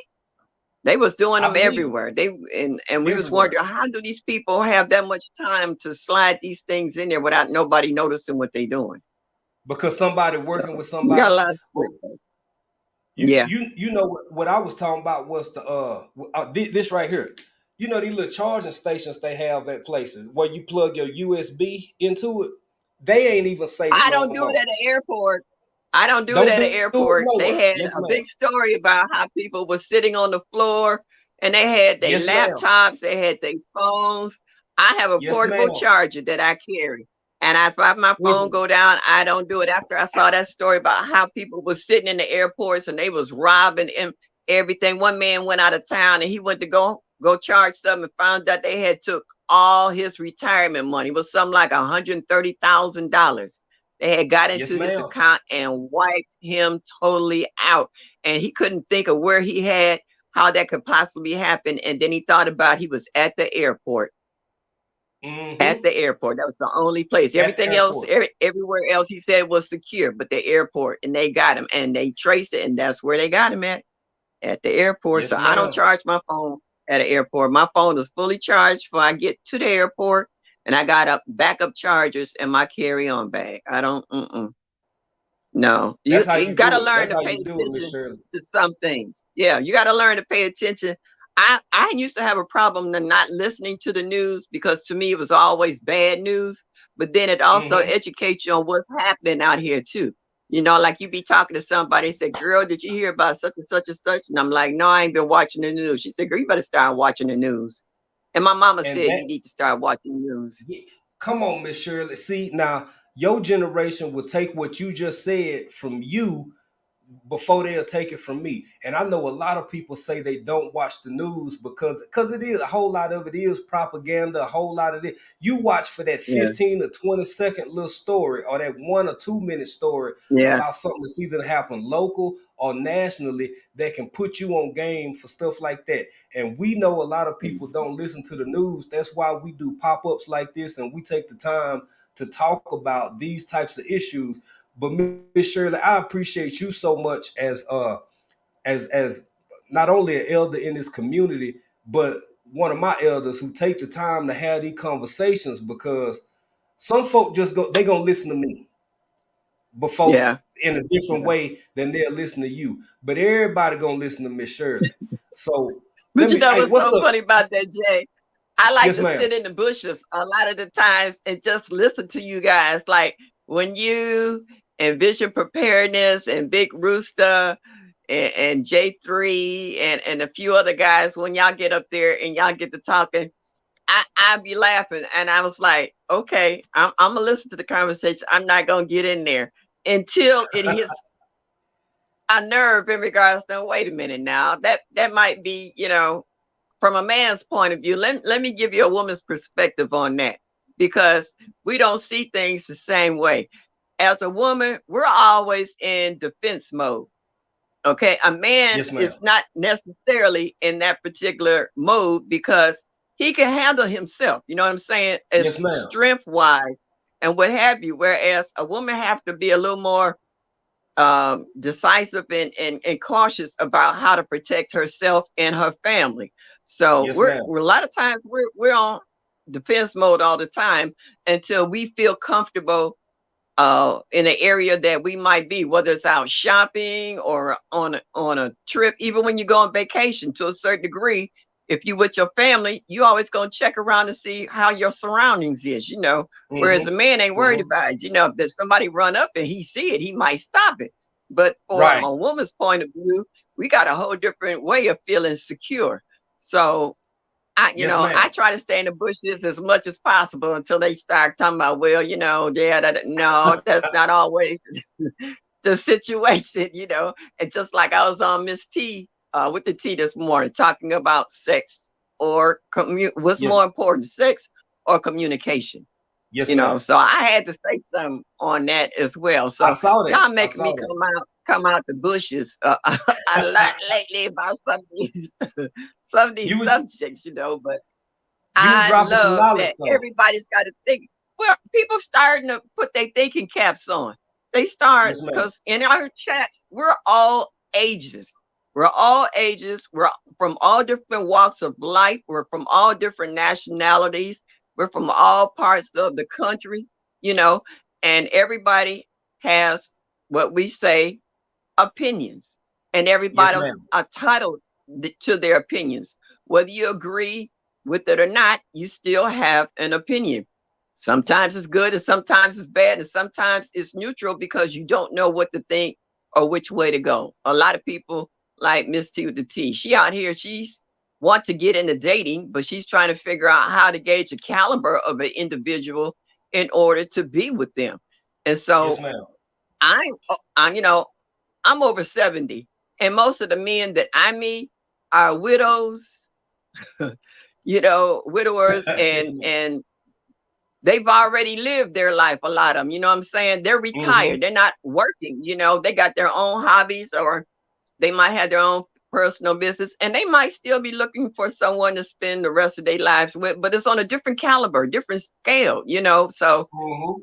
everybody has their, like I said, their own opinions in regards to how they want to live their lives and who they want to live them with. I told them Yes, ma'am. I enjoy being a single woman because I can come and go and do what I want whenever I want to, and I don't have to answer to anybody, I believe and it. I don't mind. And I have a I believe friend it. that will come and take me out to eat or take me to the show or whatever. I'm Uh-oh. good with that. Uh-oh. Yeah. You bring me back and Yeah. drop me off, and I was like, good night, and come on in the house. It ain't about no 3 o'clock booty calls and all this other stuff. Well, Them Miss Shirley, days is gone and over with. I know he Hanging a in the gentleman. clubs and all that. Them Miss days is Shirley, over with. if you gracing him with your if you gracing him with your presence, then I already know he got to be 100% gentleman, or he Yeah, wouldn't get the time of day from you. But you got that right. Miss I had a Shirley, gentleman tell me once. He said, "Let me introduce myself," and I looked at him and said, "I didn't ask to be introduced. I'm I know you did. that I wasn't know my you cup of did, tea. Keep it moving." So Miss yeah, Shirley. Now back to yes, this dear. young lady, Ruth. Miss Ruth put a comment in here, The, and that's the the last bit of thing, information I heard it well. It all right. said Jamiya The Bratcher is print is still so small. missing. Yeah, she said if Jamiya Bratcher is still missing, if anyone in the Atlanta area, Chicago area, please reach out to the police department about this baby. Now that was the last thing that I had done from the research that I had was privy to, that I had looked up and whatever. So let me give you a quick breakdown because I'm sure you've seen similar circumstances like this too, Miss Shirley. So for everybody who don't know, this is Miss Shirley, OG Gardner. A lot of people in the community know her. If you don't know her, you need to get to know her. She has a background in history and social work. She's a phenomenal person, a phenomenal elder in the community, and one of my elders as well. She given a lot of good gems, a lot of good knowledge. This is why she's one of the people that I really wanted to have up tonight if she was available. I didn't know she was gonna be in here. It's just a blessing. See, look how Lord works sometimes. Um, Well, you called me out, Jay. You kept saying if I'm in the chat, come up. So I was like, wait a minute, but I I was ain't in know the kitchen you. washing dishes. See, you just Listen said you to be in the bushes. and and what you the chat. think about that though, Miss Shirley? Because this baby missing, and let me give you a little bit of background. Well, for the audience, and you probably know it already. So this interview, that was her first interview that she did with Atlanta Street video. What I gotta put his information up, and she got a lot of outreach. She got a lot of donations. He asked if she had a cash app. Her cash app apparently is legitimate, but I personally haven't seen anything until I know about her well-being and where she is and if she's safe. She's been Yeah, missing. I wouldn't send anything either because Me neither. you don't know how that money is being stored or what it's being used for, and they would have to find this child, find her Mm-hmm. alive and well, and Mm-hmm. Mm-hmm. then she needs to be assigned a legitimate social worker Yes, to ma'am. find her a group home, because right now finding her a single home with her disorder might be a little Exactly. hard, and so she needs to be put somewhere where she will feel safe. And if her brother can join her, that would even be better because he knows her, and Yes, that would ma'am. help a lot on her healing, because we don't know whoever has this child what's been done to her. And I hate to say that, but that's No, it's real. It's real. that It's yeah, real. that hurts my heart that someone has snatched this child, and they could tell that she has issues, and that they haven't reported her to the police to let them know that she's alive and well. And that's what upsets me the most, that you still got people out here who are devious in that route, that they would take advantage of this child considering her condition. And that hurts my heart, because I would love to reach out and help in some kind of way. But until I know this child is alive and well, I can't do it right now. But I hope that people who think who live in the area where she was possibly dropped off at is doing a search for her. It's not just saying, she was dropped off and that's it. Are these people actively looking for her to see where they can find her? Whoever got her, please Right. let the police know. Please let the police. And to me, that's the most humane thing you could possibly do. Don't have us out here guessing and trying to figure out all the terrible things that could be happening to this child. Please turn her into the police department and let them take it from there, and not to leave that poor child out there stranded, because it's got to be worrying her poor brother to death. They're twins. That's a part of Right. him. And there's got to be a Right. lot of torture to that poor child in regards to where his sister at and who has her and what could possibly be happening to her. That just breaks my heart. That's all I Yeah, got to say it's on that. heavy. It's heavy. Yeah. And I agree. I agree 100%. We all about supporting. We all about helping. We all about trying to play any positive role anywhere we can, where we can, and Yeah. just watching everything unfold and watching the whole pace of the story and what was going on and how it all unfolded. The last I heard, with her, because her brother did an interview. I think that came out recently. It was either today or yesterday. Sometimes I'm confused because of the time. Like, it's already night over here. Yeah. Yeah. It's already night, so I get that mixed up sometimes. But Yeah. he said that her cash app is still accepting donations, but every time he tries to call her, or anybody try to call, it just hangs up. So I don't know. I don't want to. I'm praying for the best, and I'm gonna leave it there at this point. Just Yeah. praying for the best, but it's like, Yeah, and that's what I'm saying. Yeah, somebody's using her, and that's sad, because yeah, if her brother calls, she's gonna answer his call if she's able that's a to. twin. That's a twin, and Yeah, I'm that's I'm what gonna I'm bring saying. They're part of each other. Yeah. So if he calls, exactly. she's gonna answer. I'm gonna bring Joe up, but I'm gonna respond to James. Hey, what's up, motivation? How you doing, brother? Doing good, big bro.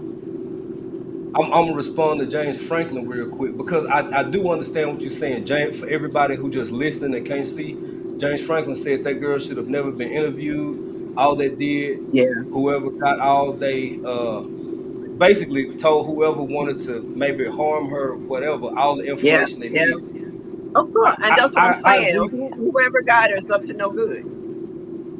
I agree. Whoever got her is up to no good, but that's somebody who we ain't released all of them. But in fairness, this Atlanta street interviewer dude, he's done a lot of good stuff. He's helped a lot of people. He done helped people get Well, I hope they stability, find her. apartments, and all of that kind of stuff. And when you approach somebody who's willing to speak to you, man, you don't know what they finna lay on you.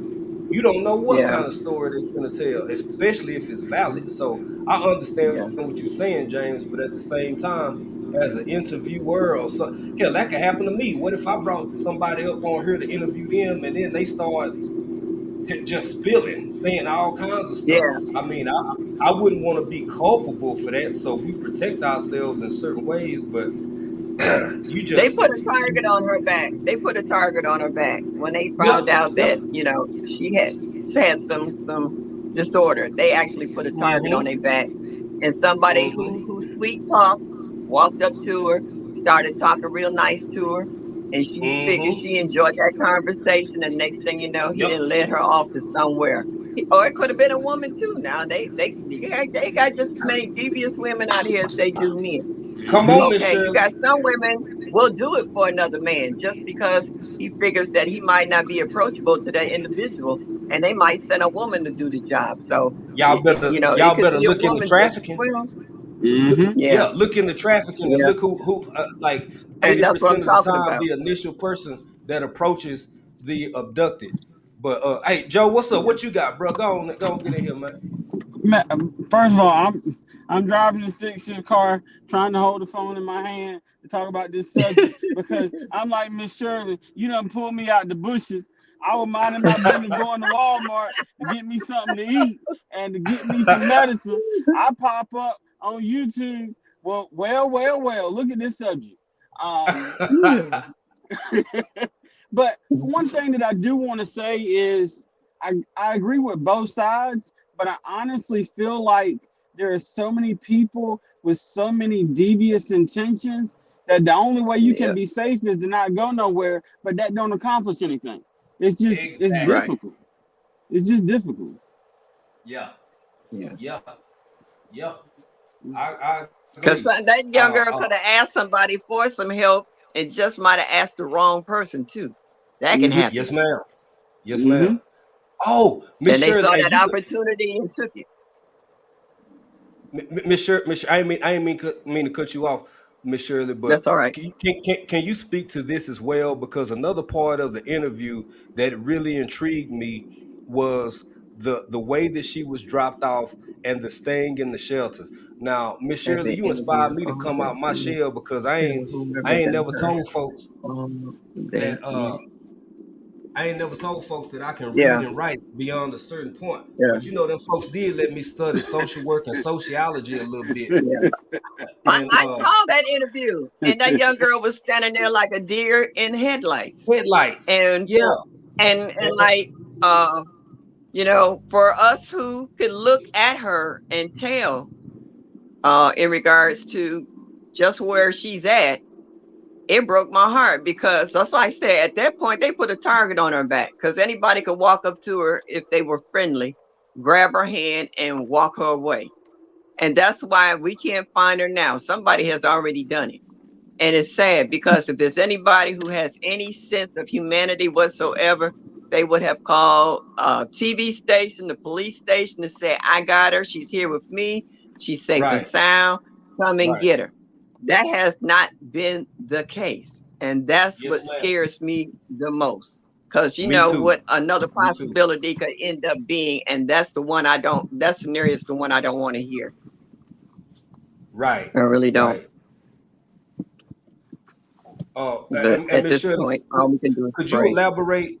Could you elaborate a little bit more because I'm sure you experienced this as well, and Joe, you can get in on this comment too. Sure. So, Miss Shirley, I know that you know because uh, it was limited in my professional capacity, but I also did a lot of volunteering and stuff. I volunteered at Hmm. shelters. I've helped people. Sometimes on my way to work, I'm an early bird, so Yeah. I would get up super early. I mean, before people start getting in trouble. Now, I'm gonna keep it real. In Seattle, you could be fined and you could get in a lot of trouble for giving away free food. But that was a methadone clinic near my job, and I would Uh, stop by, especially on like payday, something like that. I would buy 20, 25, $30 worth of never drinks. I would just get the food. I never did drinks, my bad. But I would just buy a whole bunch of sandwiches and drop Mm-hmm. them off on my way to work before the city started tripping too hard. And I would just converse with people and have conversations with them. And some of the stuff they told me before I started volunteering, trying to help the shelters, a lot of people don't know how bad being or living in a shelter for men and women really is. Mm-hmm. Could y'all elaborate on that from your point of I'm gonna view? tell you. Let me tell you this, Jay. How? ironic this was. We had the police department next door. We were the welfare building, and next door on the other side of the parking lot was City Mission for the homeless. Why is that? This is a government building that's supposed to help support people. Why is there a City Mission on the other side of the parking lot? Why is there homeless people? Why is Is there it? people without food, without Make medical you care, want. without anything? I was like, that doesn't make sense. So we got the police station on one side and homeless people on the other side. So if the homeless people get out of line, they can't get a sandwich to eat, but you can lock them up next door and they can get free shelter and Mm-hmm. food. Yes, You know, yes, ma'am. that used to boggle my mind. I was like, how is that even possible that you got 3 buildings here with 3 different activities and none of them actually should exist? Mm-hmm. Go figure. And Mm-hmm. and people said if you give more money to the government, they will solve their problem. No, it wouldn't. It would just make the politicians' pockets fatter. The people still wouldn't see the money. They might, out of $1 million, they might get 100,000. That's not no money. Because by the That's it. time you ended dispensing all of it, it was like pennies on a dollar. No. So no. Uh, mm. Yeah, it raised some questions. Joe, what you think, bro? I completely agree. I gotta do one thing real quick, but I'll be right back. I'm just gonna mute. Okay, okay, go ahead, bro. Jay, what was the question again? I just got the I forgot the No, you question. I good, had Miss just Shirley. thought You about answered. that. That was so ironic to me, that you would have all of this right here and people were still homeless and hungry. That kind of okay. No, What that's was a the good question point. again? I wanted your experience. You answered it, Miss Shirley. I wanted your experience and your perspective on it. And go ahead, Joe. Go ahead. Now, I'm gonna say this because I work for local government, so I work directly with social services and other departments that serve the community. And you never know what it's like to walk in somebody's shoes until you walked in somebody's shoes.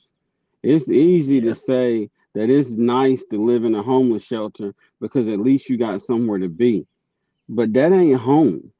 It's one thing to No. have a roof over your head. It's another thing to be home. It's just different. So when people are going through things, that's where the compassion comes in. And that's why I like what you did, Jay, man. That's awesome. Just giving back in that way as far as simple things, sandwiches and stuff like that. Letting people know that somebody cares. You know what I mean? And I know it's not gonna fix everything because you're still gonna have those people that have devious intentions. But what are we doing to try to make the most and the best of a bad society? That's all I'm coming from. But Joe, you know what? Like you say though, we try to do certain things. Like in the wintertime, I have gone out with other people to pass out blankets and socks and coats and what have you to help them. And that's only temporary. Every time you try, you know, people have actually been stopped by the police that you can't help these homeless people. You can't help Mm-hmm. handicapped people. You can't do this, that, and the third. And you say, where is humanity at?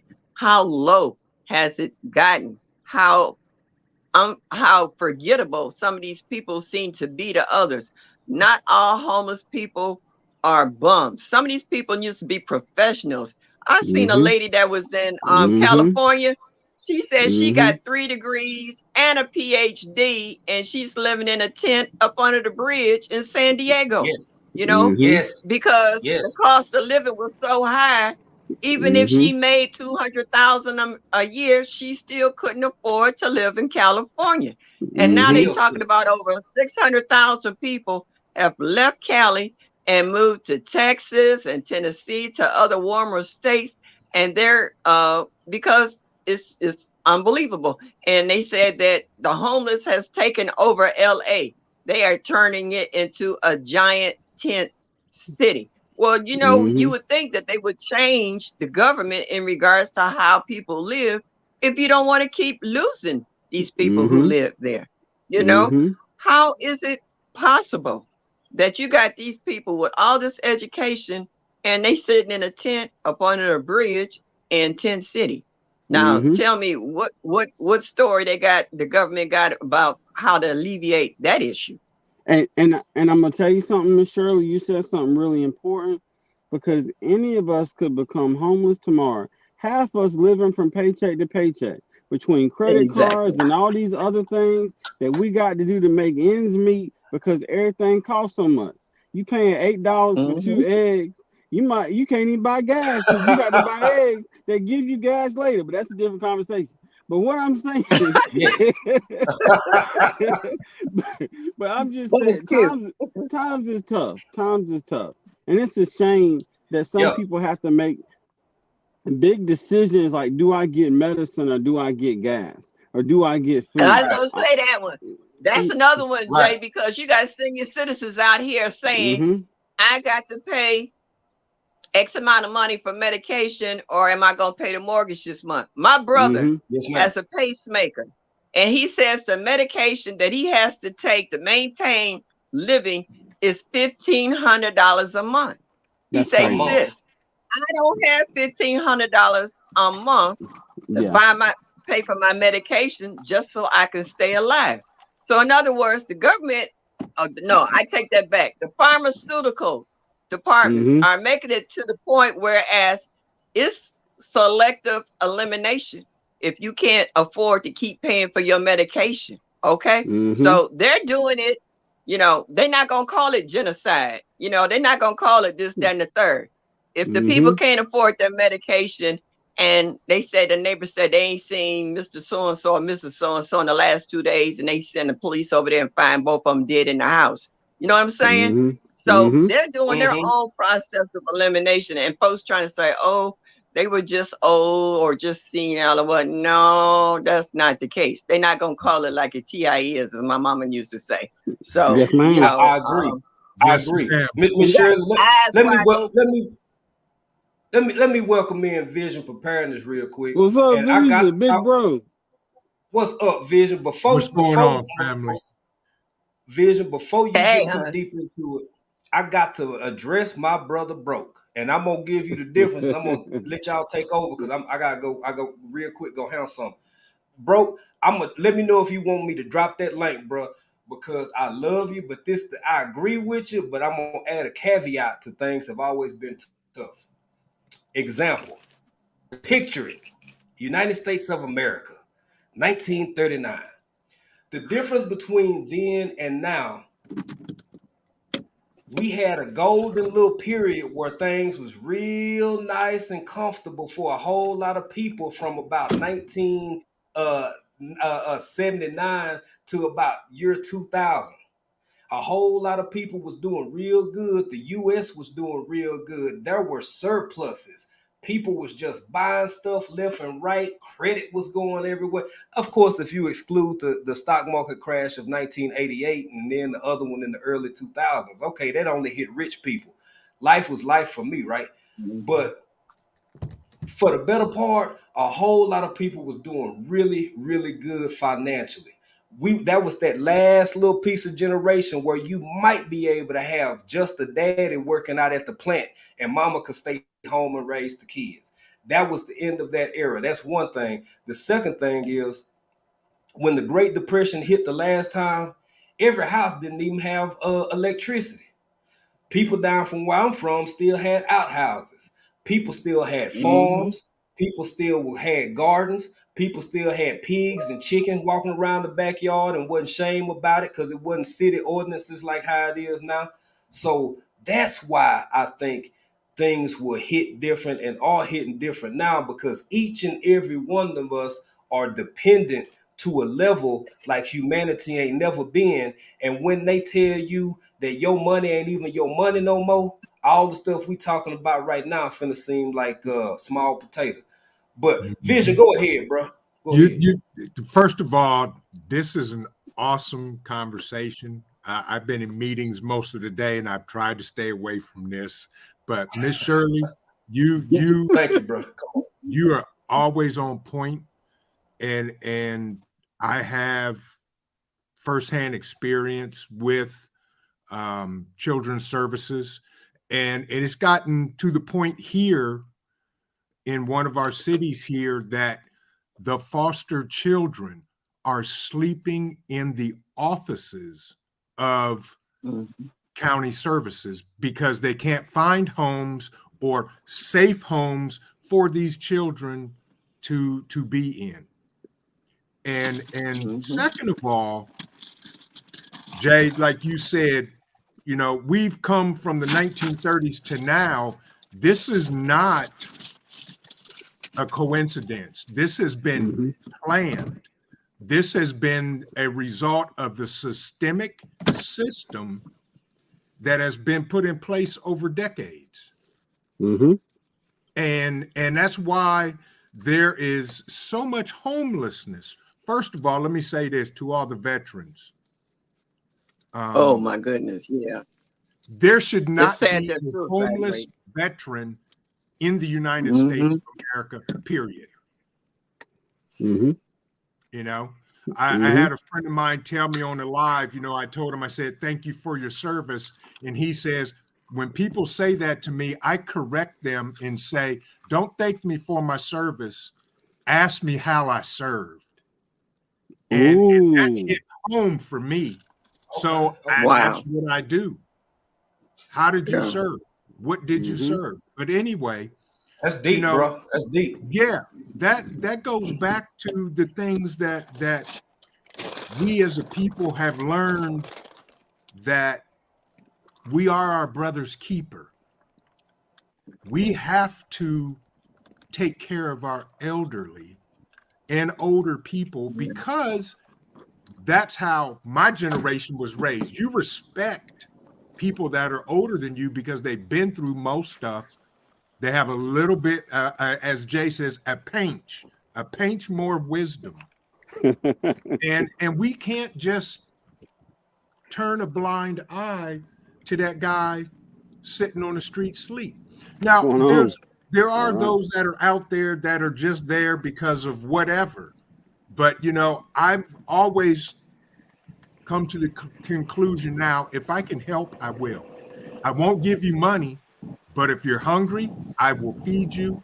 And if you need something to drink, I will give you something to drink. I carry a case of water around in my car because all you see at these highway entrance ramps and exit ramps are the homeless with signs. And they're out there every day, all day. And there's groups of them that hang out and take turns on the corners. They may be running a sham. And I talked to one guy, literally, he has an apartment with 10 other guys. This is how they make their money. He said, I can get more money and make more money doing this than going to get a job. Yeah. But you know, Vision, where you got your seniors out here. Miss Shirley, real quick, before you get into your point, I want you to get your point in. Don't forget where you at. I want to speak to some people. I want to acknowledge Unique Prepping, Jones Truth 67, my man Seattle Black Veteran. Let me know if you want me to drop that link. Who I said Unique Prepping. I think Zach came up in here. Juan Perez, what's up, brother? Texas up in here. Who else we got? TX Lala, I think I spoke to you. I just want to make sure I spoke to everybody. Unicorn Lady Tech. I think I'm caught up. And Miss Shirley, before you go, hold on, because don't forget what you were gonna say. I want to say Vision, and you completely right. I think it's a both and rather than the either or, because sometimes people portend to be. I'll use an example of veterans.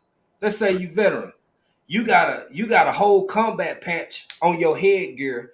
You got EOD over here. You got this, like you just ate up all your stuff all wrong. You ain't nothing. So nothing is right about this uniform you got on. I said that to say I think it could be both and. That's every part of life. Some people out here pulling cons and hustles, and some people are in desperation. I personally knew a gentleman that I worked with back in Seattle, and he was a smart dude. He was a smart dude. It's one of the reasons, one of the contributing factors that helped me love on my wife so hard. He and his wife had been married about almost the same time at that point in his life. met around the same age, met around the same time, and he for real, he was a white dude. So what? He was a white dude, but he was a really nice guy. He was on hard times.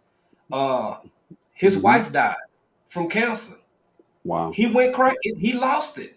He lost the ability to function the way he could before he lost her. He started drinking heavy. Life went down. He couldn't maintain at work. He lost his whole damn near reason for living. So, like Miss Shirley said, there are some really, really educated people, and I ain't gonna get all in that man business about what he did professionally, but I would be proud if I had made those accolades in my life, and he just went downhill. That happens too. So I think every more things than we think can be a both and versus an either or. But Miss Shirley, thank you for giving me that time to go ahead and speak to everybody and acknowledge everybody. By the way, we got 3 people on the panel, I think, coming on later tonight, including Miss including Auntie Ellen. So yeah, go ahead, Miss Shirley. I The was floor gonna is yours. say, I was gonna say, don't let me hold too long. You know, when you get a certain age, you forget your thought and can't get it back.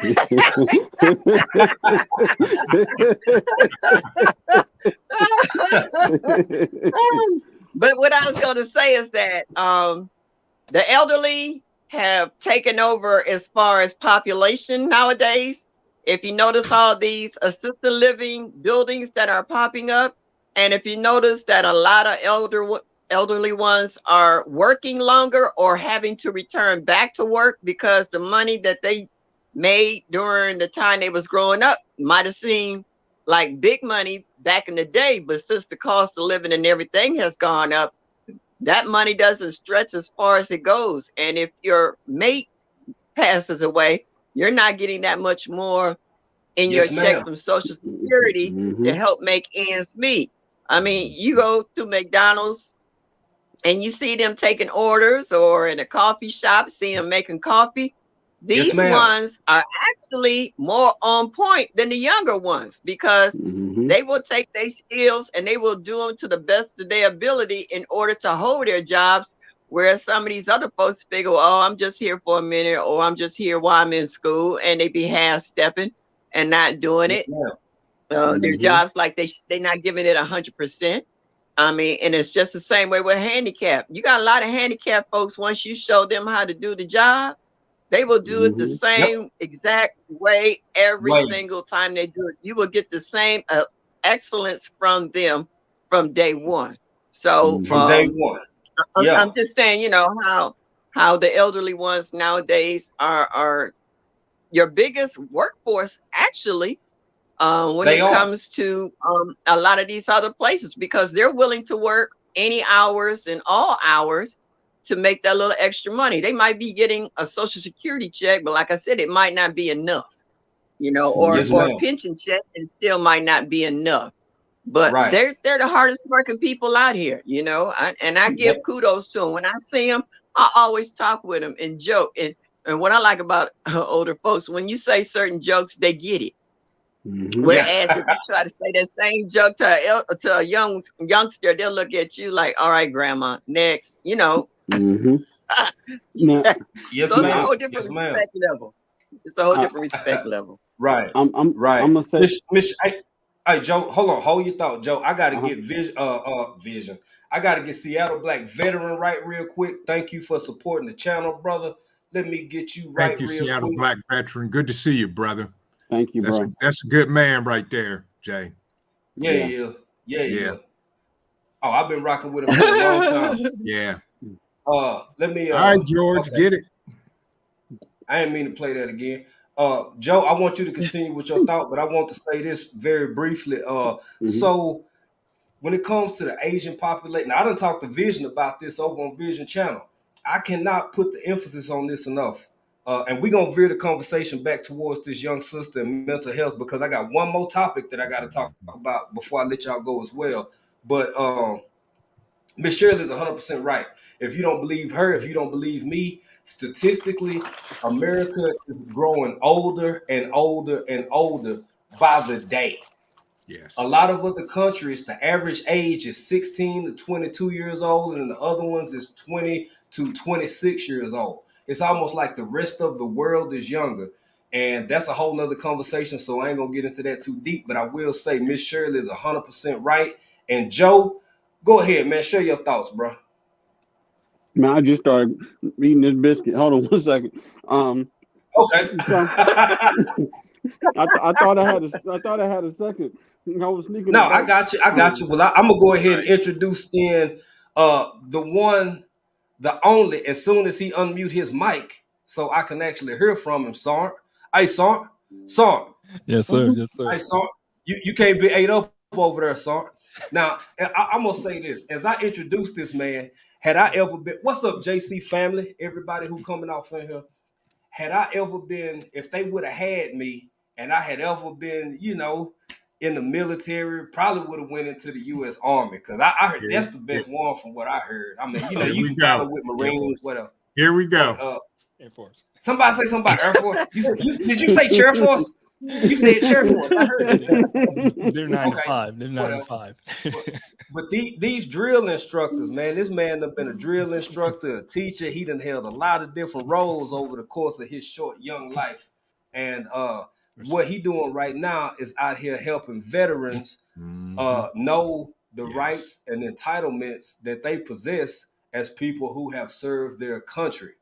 And shout out to you, brother. It's a privilege to have you up here, Blessed to to be be with you. surrounded by all of this greatness. I got Miss Shirley, I got Joe, I got Vision, I got Seattle Black. I mean, You bro, got a beautiful panel. go for it, man. I'm done. No, you had somebody that's talking before you got me. Who was talking? Oh, So- Joe eating biscuits, He man. eating Joe biscuits. eating. He was Well, eating a bit. no, I'm gonna say this real quick because I'm Okay. officially in the server room. I'm going incognito. I got like 3 minutes left, and then I got to bounce. You got my word. That's my own translation. It's a new word, motivation for the way good to geek. There you go. But Hey, Joe, real quick, before you go, I got a dad joke for you because I know you love dad jokes. yes, When you wake up over in the night and eat and you can't sleep, what do you call it? you wake up over in the night and you eat, you can't sleep. Itis. Oh, what you got? In some num num num num num num num. Okay, Okay, go ahead. I like it.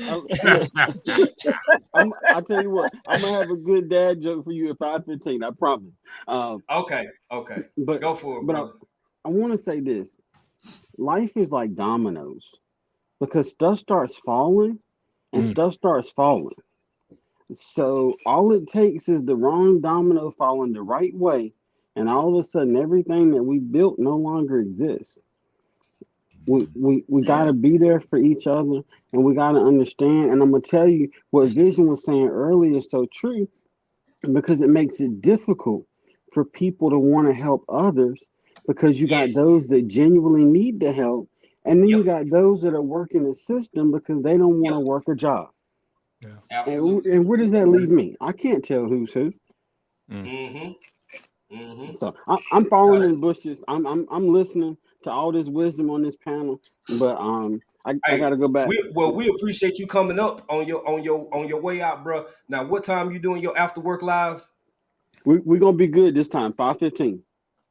5:15. Y'all can catch this man 5:15 when he stepped down from this chat. He gonna drop hashtag BCIAC into the chat, and y'all can find his channel, link up with him, check him out because he gonna be there. Thank you, y'all. Right, Thank you, Big Bro Jay. Later, Thank Joe. you, Big Bro Vision. All Miss right, Shirley, man. you already know how we do. And Black, man, thank you, bro. Thank Appreciate you, brother. you. Y'all have a good one. Yeah. All right. Blessings. Blessings. All right. It was good to hear you, man. Shirley, Vision, African Dream. You guys are solid. And everything you guys saying was 100%. And I like what you were saying, Vision, about the system is already set up, and it's good. The knowledge that's on this panel right now. This is what people need to be hearing. You know what I'm saying? Because a lot of people, they want to hear the puff and fluff stuff, but the bricks and mortars of living a healthier life, or a more conscious life. And you said it right. My brother just got off because, you know, as we start getting older, I was talking with a friend about this just a minute ago. When I was a drill sergeant, I actually, you know, boom, 0 to 60 and no problem.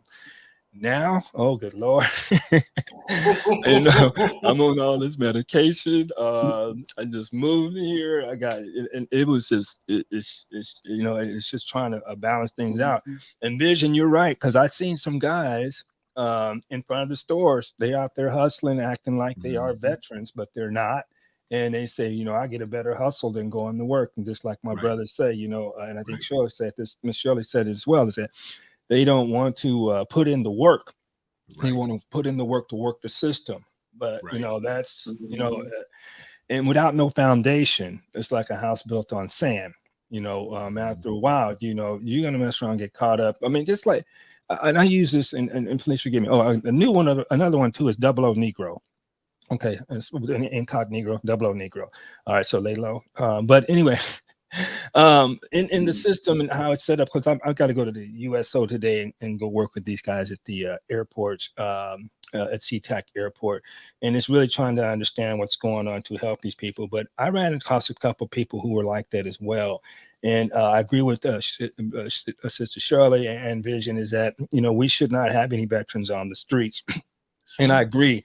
A person asked me, you know, they say thank you for your service, and it's kind of like it's a bittersweet. I appreciate them acknowledging it, but we have to look at, and I know, you know, life is hard for everybody. You know, we all have our struggles, but it's, you know, being aware of the system and how can we have this system to help people, generate the system to help people more. And it's sad to say it. I don't want to get into this too deep. It's the politics of the system. It's like, I'm gonna trick you with the left hand, and I'm gonna slap you with the right hand, you know, and so you have to pay attention to what's really going on. Because you know, we came out of this pandemic, and I've been trying to help veterans left and right. And I would say this: the most reason I'm motivated to do it is because I never got help. And the thing is, I don't like to see people of my same skin color still struggling with trying to understand what is rightfully yours. And this is just like, I would say, like when we were in school, we didn't get taught finances. We didn't get taught how to work with our money. We didn't get taught how to where to place our money. And so we're playing catch up. And so the thing is, sadly, is we have people who look just like me as well, who are still playing games with people, and they're not trying to help other people get their just do. So, you know, you guys are saying it's 100% right. I just have to come up because always, when I see my brother African Dreaming, I got to come up, and I see Shirley and Vision, I got to come up and say what's up to you guys. And I listening to you, listening to your panel, it's a lot of respect, and I appreciate all your beautiful words to help get people up off their backsides and moving. And like African Dreaming says, I mean, I think Sister Shirley said this as well, is we got cats who are seniors. I'm 60. I got cats who, I live in a senior community, and they are going to work over at Safeway across the way from me. They're putting in the work, and they're still doing it. And like I think Miss Shirley said, is that, you know, a lot of these young kids, bless their heart, young adults, I won't call you kids, is that you're not understanding how this money works. You know, you're just doing a job just to do a job.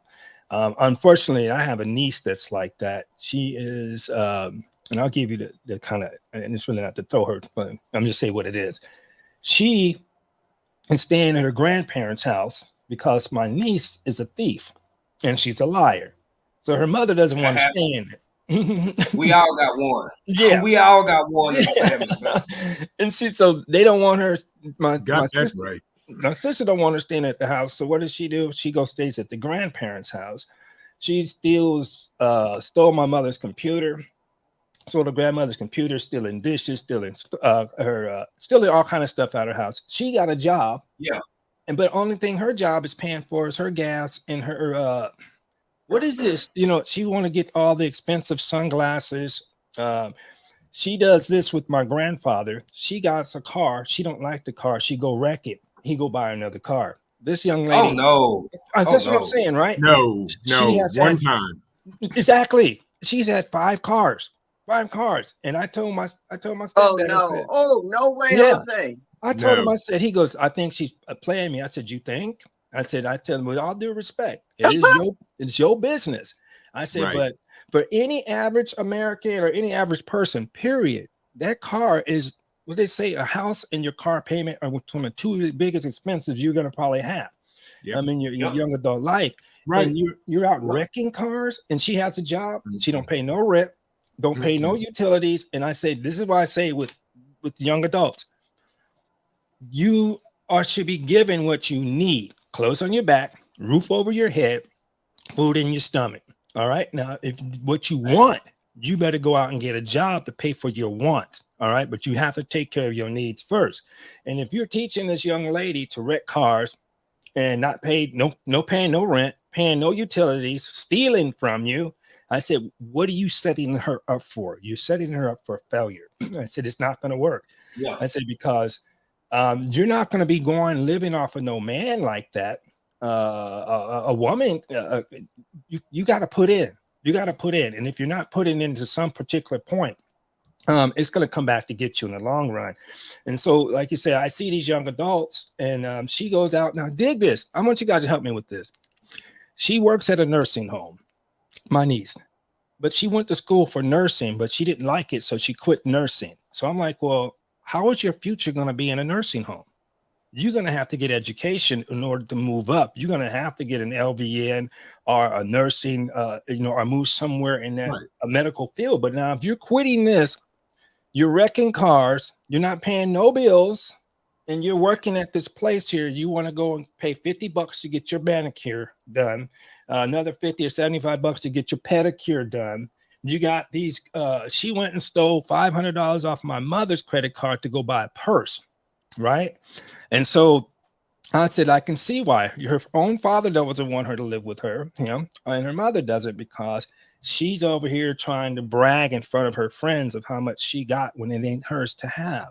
And so, like you say, and I see people where I live, and I'm in a senior community, and these people are seniors and they are still working, right? And if you're gonna, and then if you go to living assistance, like the Merle Gardens up here, living assistance is going to cost you $7,000 a month, right? Yep. Now, you ain't out there, and none of these kids are looking for retirement.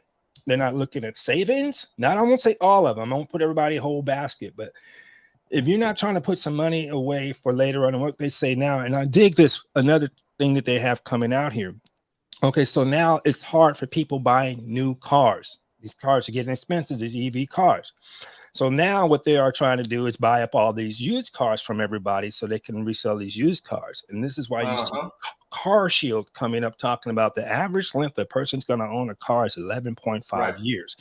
So that means you're going to be having a car breakdown. And so the thing we always just say is put $2,000 away. Start putting money away in case that happens.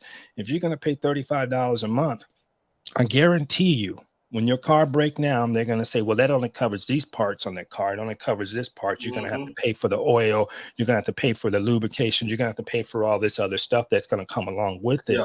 And so we're not thinking, and Sister Shirley, you said this so correctly, though, it's planning. You know what vision? I mean vision. I call everybody vision. You know what, Seattle Black?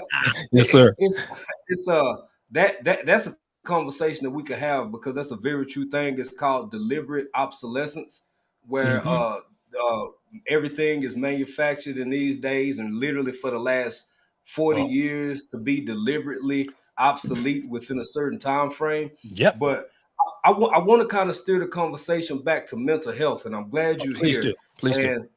And I'm going to introduce this next topic, right? And I'm glad Miss Shirley here, and I'm glad Vision's still up here with us. So, let me give a little bit. I'm gonna preface this before I play this next video. So I don't know if put in the chat if anybody has seen this. I hope I caught everybody. If I didn't catch anybody coming in, hopefully April caught them, or our lovely moderator TLC caught them. I do want to shout out to Regenerative Life, Wayne, Right, Perez. and he said, awesome show. I myself am a retired vet, once a foster parent, worked in law enforcement. etc. This system is set up to send the kids, especially melanated kids, to the industrial prison complex. Bro, Wayne, right. if you haven't hit that subscribe button, I hope you hit that subscribe button because we got a lot to talk about. We got some shows coming that you might enjoy and even want to participate in. So thank you for being here. Thank you, everybody. I'm gonna ask everybody before I get in this next topic, please. I gotta do better about this, y'all. So I'm trying. Vision always do it for me. Joe, all of y'all always do it for me because I never remember, but I'm trying to do better. Hit the like button, share, and subscribe to us if you're not subscribed already. So, with that being said, Miss Shirley, you couldn't do what you had Yes, did dear. without having some modicum of understanding of mental health. Seattle Black. It ain't no way in hell you could do what you did without having some kind of modicum of level of understanding of mental health. Vision, bruh, same thing. You move like you understand what's going on. Right.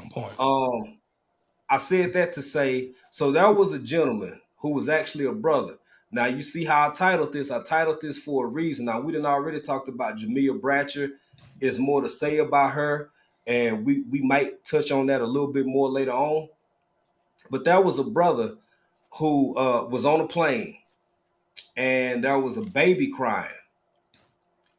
And I've never personally, I've never seen an adult conduct. I'm gonna say this, and another reason I want to preface this is because there are probably people who listening. You may be listening at home on your TV. I'm about to play this video. There is some language in here. Some of it's bleeped, some of it's not. But I want to give everybody Is ample that the warning. one about the man on the plane? Yep. Yes, ma'am. Yes, ma'am. And I when want the to talk. baby was crying for 45 minutes? Yeah, Yes, ma'am. I saw that. Yes, ma'am. Yeah, that's the one, Miss Shirley. I want to give everybody a chance to That's not. kind of either turn your TV off or turn your TV down. But this is also a conversation about either special needs or mental health in general, but specifically in the Black community. And y'all know I don't believe in, I don't divide us like that. But certain rules and circumstances apply to me that don't always find themselves applicable to other communities. My behavior can have a different set of circumstances that other communities may be able to exhibit and exemplify, and they may walk away unscathed, and I may walk away with pictures of me on people t-shirts, if you know what I'm saying. So I'm gonna go ahead and play this clip, and I want to get y'all thoughts, y'all opinions on it, and I'll add my opinions. But we're gonna talk about this because at first it's so erratic and so irrational. I don't know if this gentleman is just this man. I can't really. Hey, Marlene, how you doing? I can't really call him a gentleman based on what I've observed, but I will call him a man. And I don't know what this man was going through, but it's so over the top and ridiculous and unwarranted that I have questions, and I wanted to talk about it to see how everybody perceive this in their own with their own observation. So let me get this real quick, and I'm gonna come back to everybody. Let's get it. With a baby in a goddamn echo chamber, and you want to talk to me about being fucking okay? Okay, because you're yelling. So is the baby. Okay, so you're a man. Did that motherfucker pay extra to you? Okay, no. Fuck you and shut up. I don't give a fuck. You were sitting there and watching that motherfucking baby cry for 45 something years. This shit didn't have nothing to do with nothing.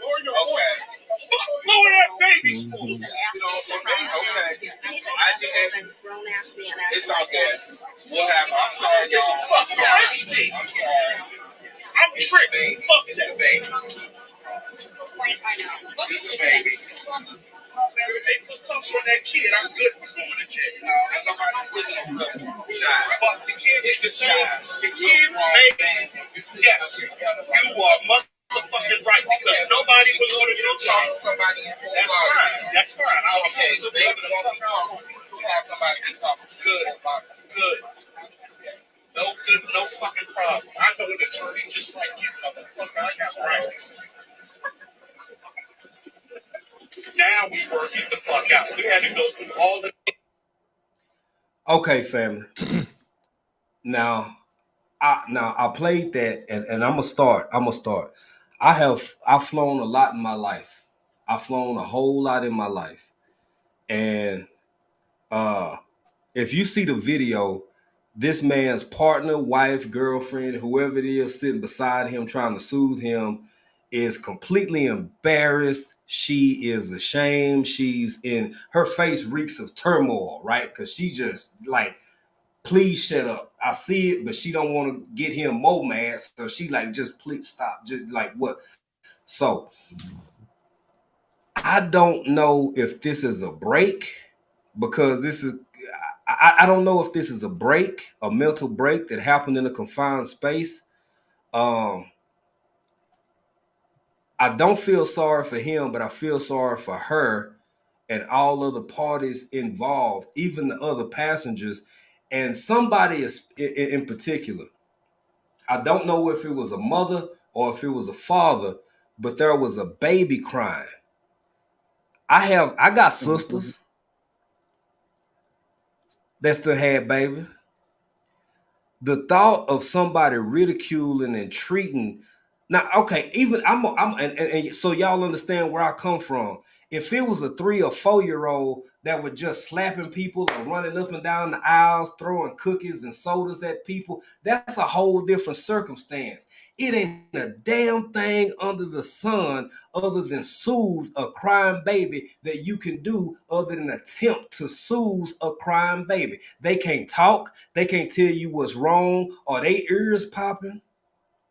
Do they have a headache? Do they have a headache from the pressure? Hell, they knew they just got here. So for this man to act that way blows my mind.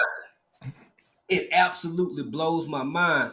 But at the same time, I want to ask other people who have dealt with high stress level circumstances and situations, when you sit back, take a breath, and observe, because I'm not sold either way, one way or not yet.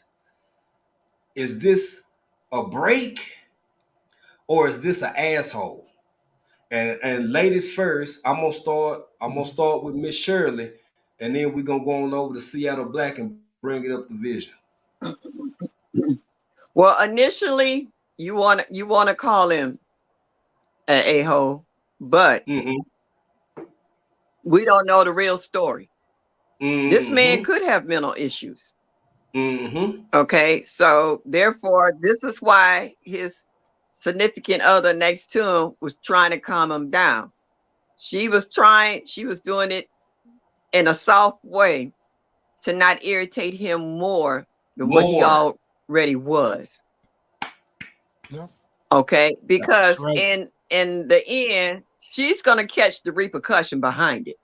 Yes, ma'am. Because as soon as that plane land and they escort his butt off, he gonna give her a look like, wait till we get to wherever we got to go. Yep. Right. Right. Right.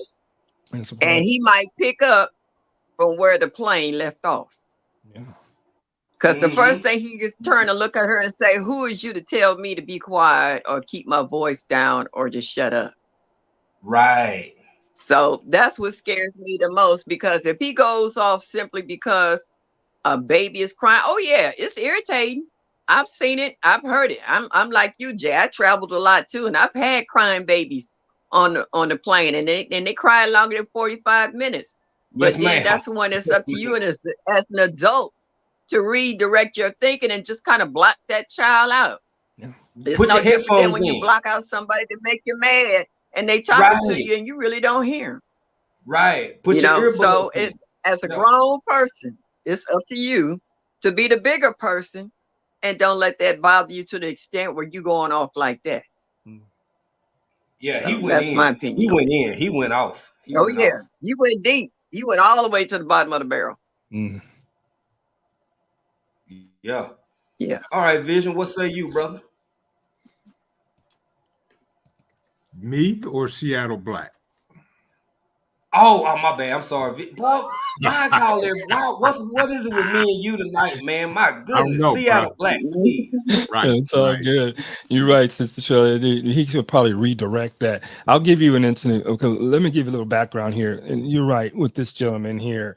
Um, you know, I full disclosure, I'm 100% disabled veteran who suffers from PTSD and major depression disorder. Okay, so you know, it, it hurts my heart.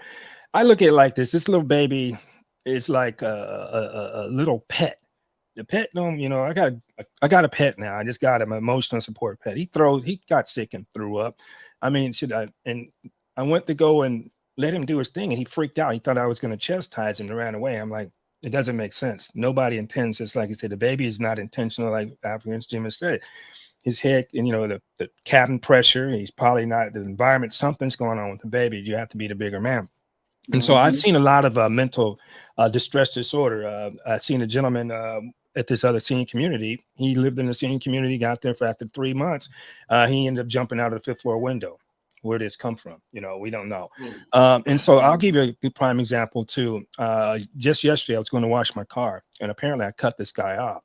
This guy pulled up next to the car wash next to me, and he started wanting to get verbal with me, and he had his kid sitting in the car with him. So, I'm thinking, what kind of example are you setting? I said, look, if I offend you, I apologize. Because, see, I used to be that person. If you step to me in the wrong way, one of us is not walking out.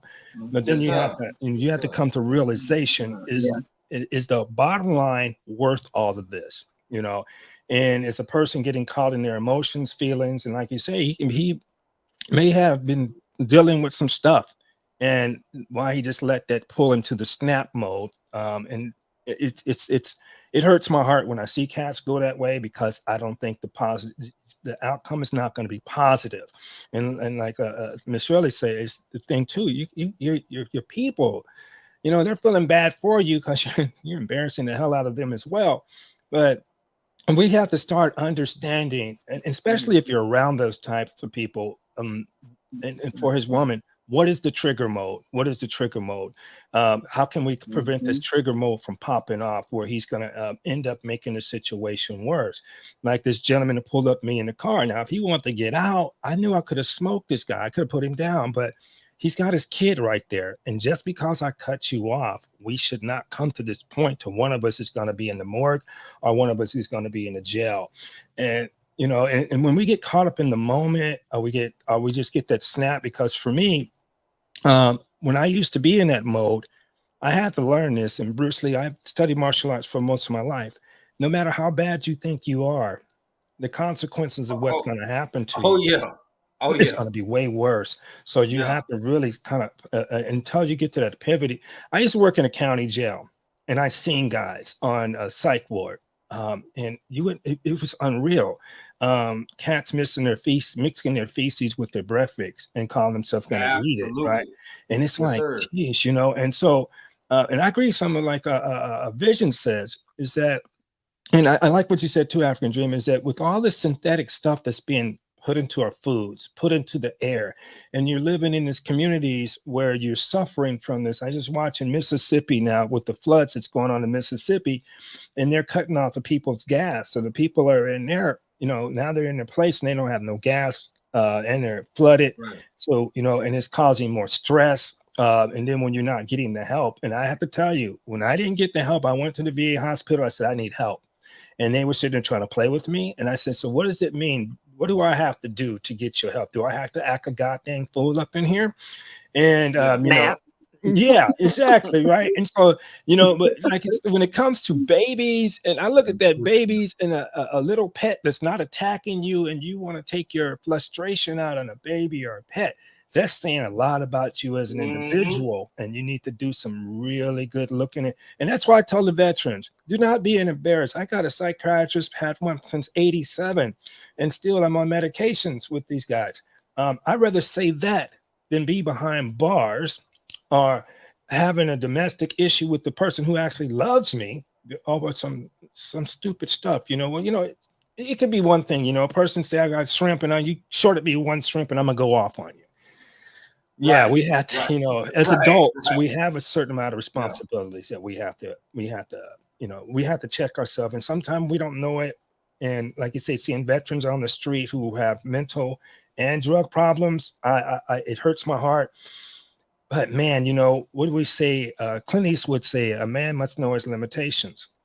And you have to know what you can and cannot do. And if excuse me, I didn't mean to interrupt. One quick second. Go ahead and finish. Yeah, I'm gonna stay on the panel, Jay. I got to take this call real quick, so y'all continue the conversation, and I'll be back. Okay, right. Go ahead, bro. Yeah. Well, I'm gonna add into hey, what's up, GT Junior? I don't know if I spoke, bro. If y'all don't know GT Junior, GT Junior grows in Alaska. My brother up there, when I first met him, he was growing in the house. He's still growing in the house. Now he got chickens outdoors, and he be dealing with bears. And don't let them bears eat your leg, boy. So, with that being said, back to what Seattle Black said. Look here. After I watched this video about 4 or 5 times or 6 times, and I see what Miss Shirley said, I see what Seattle Black saying, and I'm so fortunate to have these two people up on this panel with this topic, with this part of the conversation. Because a little bit of me from life, from the training I've received, is something about this man that's so over the top. I see something's breaking. Yeah. Something is breaking, because that shouldn't shake you like that. Everybody got different levels of tolerance or whatever, but who knows? Maybe, and I'm not excusing him, because I don't approve of his behavior in any way, shape, or form. But something is off. It doesn't make sense. It's atypical. And I'll give you an example. So, like I said, we've traveled a lot. We've flown a lot. Before the plane take off, I don't know how folk do this. April is the type of person who can get on the plane. She damn to sleep.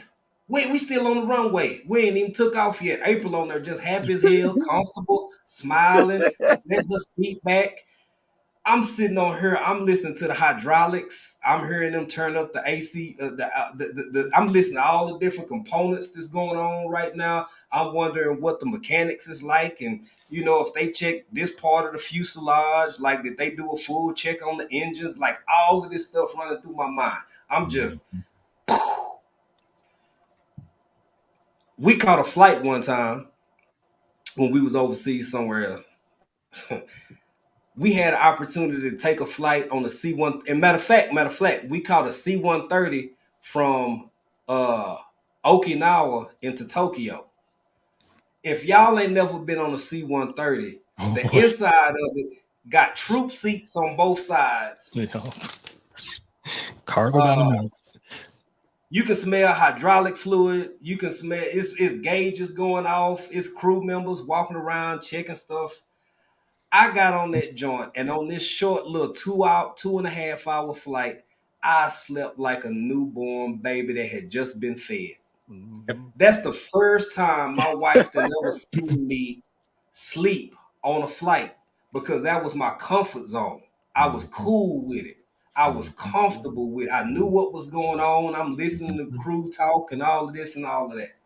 I said that to say, could this man have potentially been so scared shitless that he was just having a damn break? I'm not saying that's what it was. I'm just saying this man could have been heart pounding, thinking about his life, scared to death, trying to fly somewhere for a funeral, to go to Vegas, to prove to himself he man enough to do it. I don't know.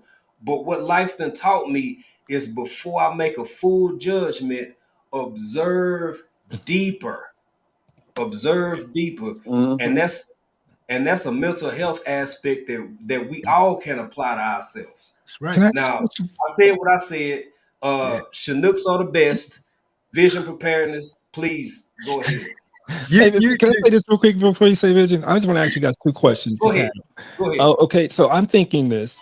Would one of these 2 questions work? If he's going off, we go, well, what do you want us to do? He probably say, shut the effing baby up. Okay. Then the next question I would ask is, if this was your child, what would you do? How would you handle it? Right. Yeah. Let me know Right. that, you guys, what you think about that. Yeah, that's Because I true. think when you take him out of the anger part and put him on the thinking part, it might slow his roll a little bit. Just a thought. True. Please go ahead, Go Vision. ahead, man. So, you know, when I first saw this, I was like, what in the world? So I instantly said, okay, this man is suffering from some type of PTSD. Plain and simple. Yeah.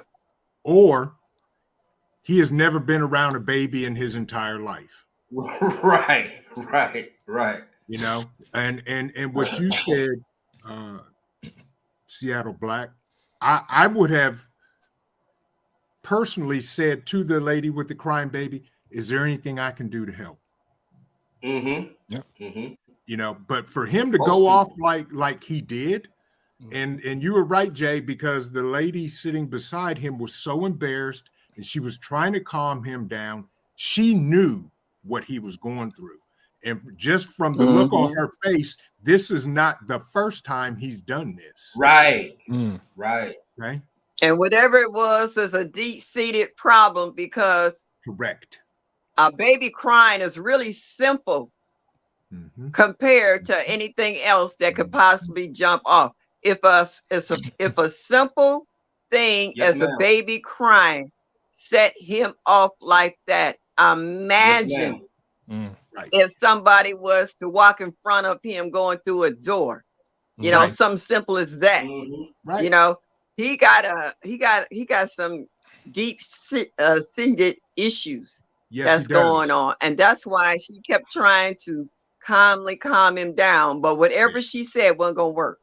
Correct. Because he had already started his tirade, and he wasn't about to make it short. Right. He wasn't. And he went off, and I'll sum this up because I don't judge people. Yeah. I just well, you can now. That's what you're here for. I want your opinion. I'm not gonna judge the man. I'm gonna assess and recite what I observe. Oh, look at you. Okay. All right. I'm observing and act accordingly. I know you hearing Miss Shirley. and act accordingly, you know. But I'll say this, because I'm not a mental health professional and I have not been at a Holiday Inn in a long time. So I'll say this to say this about this man. Does he deserve whatever he has to deal with from the authorities? Absolutely. Yep. Right, wrong, or indifferent, he's going to deal with it. And I'll say this: you play stupid games, you win stupid prizes. You get stupid prizes. So that don't change. You know, I feel for him. I hope he gets some type of mental health treatment or assessment. Yeah. But what he did was 110% wrong. And I'm glad I wasn't on that plane, let alone the baby's father. Oh boy. Yes. Because that right there, y'all wouldn't be seeing me on this live right now. No, and y'all be reading about me in the newspaper. I'll be taking a walk, right? Yeah. Right. They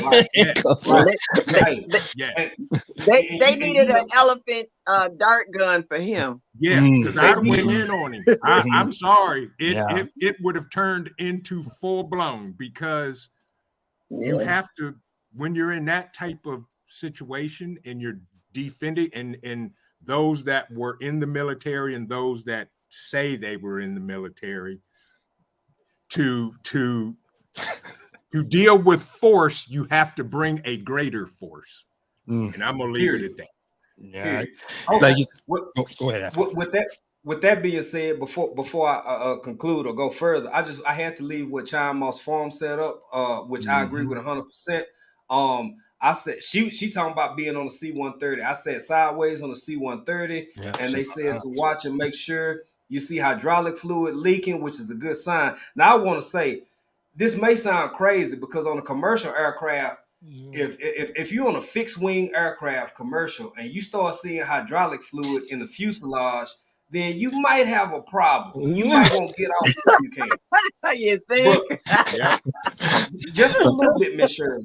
But when it comes to supreme aircrafts, like I'll throw a C-130 in there. But let's say like you on a Chinook or something, Mhm. Oh man. and you just happen to see some hydraulic fluid coming from maybe the right side of the fuselage over by the ramp pump or something like. Fine, those are good signs. So I just left that up to say that I agree with her. She's 100% correct. And what's up, Sunday Backyard Farmer? I think somebody else has something to say. Yeah, no, Sandra Lincoln Full Life, how you doing? Um, yeah, Regenerative Dad had a comment I want y'all to respond to. Which this touches on what everybody said. If he knows he has PTSD, he should have taken meds, brought some good earphones, drown out the surrounding noise. yeah. From this is why a lot of us vets with PTSD can't travel on planes or even deal with crowds. Man. Look, I have a lovely, loving wife. At times throughout our marriage, this has even been an issue for us because I don't really care for crowds anymore. I'm walking around smiling, but y'all don't know what's going on inside me internally. I wear a good face, but I have to build myself up to it. I get not social anxiety because y'all see, I'm a very open, talkative, loving person, but everything y'all see, I'm equally as closed off and as regressed and as what introverted I'm as much of an introvert as I am a social person. Um, little bitty stuff, and I love her and I appreciate her for our patience.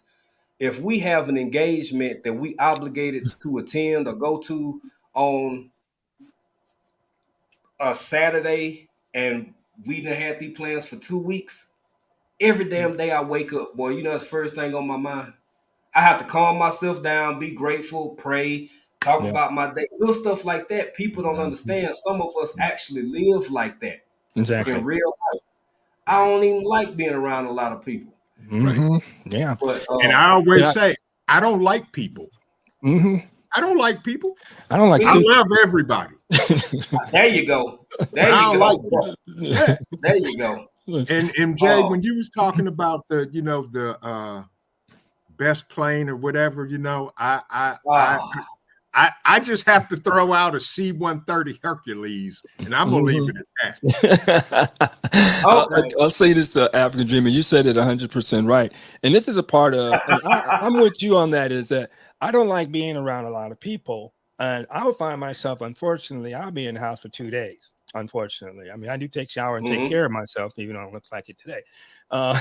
But the thing is, and that's why I say, because my thing is. And that's what everybody said. You must know your limitations and know how to prevent those doors from opening to get you in that situation that's going to be bad. So for me, I'm like you, a vision is that and same with you, African Dreamer. I get around some people and you start acting a fool acting a fool with me. Yeah.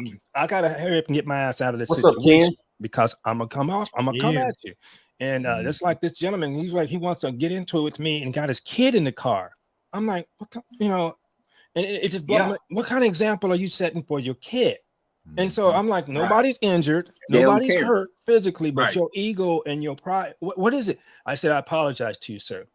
He still wants to go on with it. I said, again, I apologize. I looked at his little boy. I said, are you cool? You safe? He goes, yeah, I'm good. I said, okay. So, and so he finally had to let it go because one thing I learned in martial arts, some way to get away from some things, if I offend you, is just say apologize.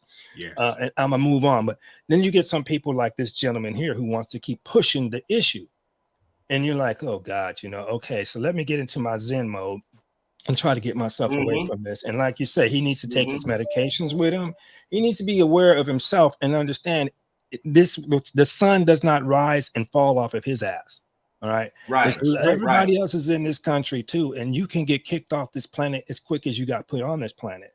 So you really need to be, and like you said, African Dreaming, show gratitude, show grateful. I woke up this morning. I got a beautiful woman next to me. I got a roof over my head. I got food in my stomach. And do I really want to sacrifice all that it took me to get here because I'm having a moment. Okay, so Right. like you said, and as a grown adult, They don't think. exactly. And I tell this They with don't think. yeah, you're letting your ego and your emotions. And what are emotions? Emotions are temporary.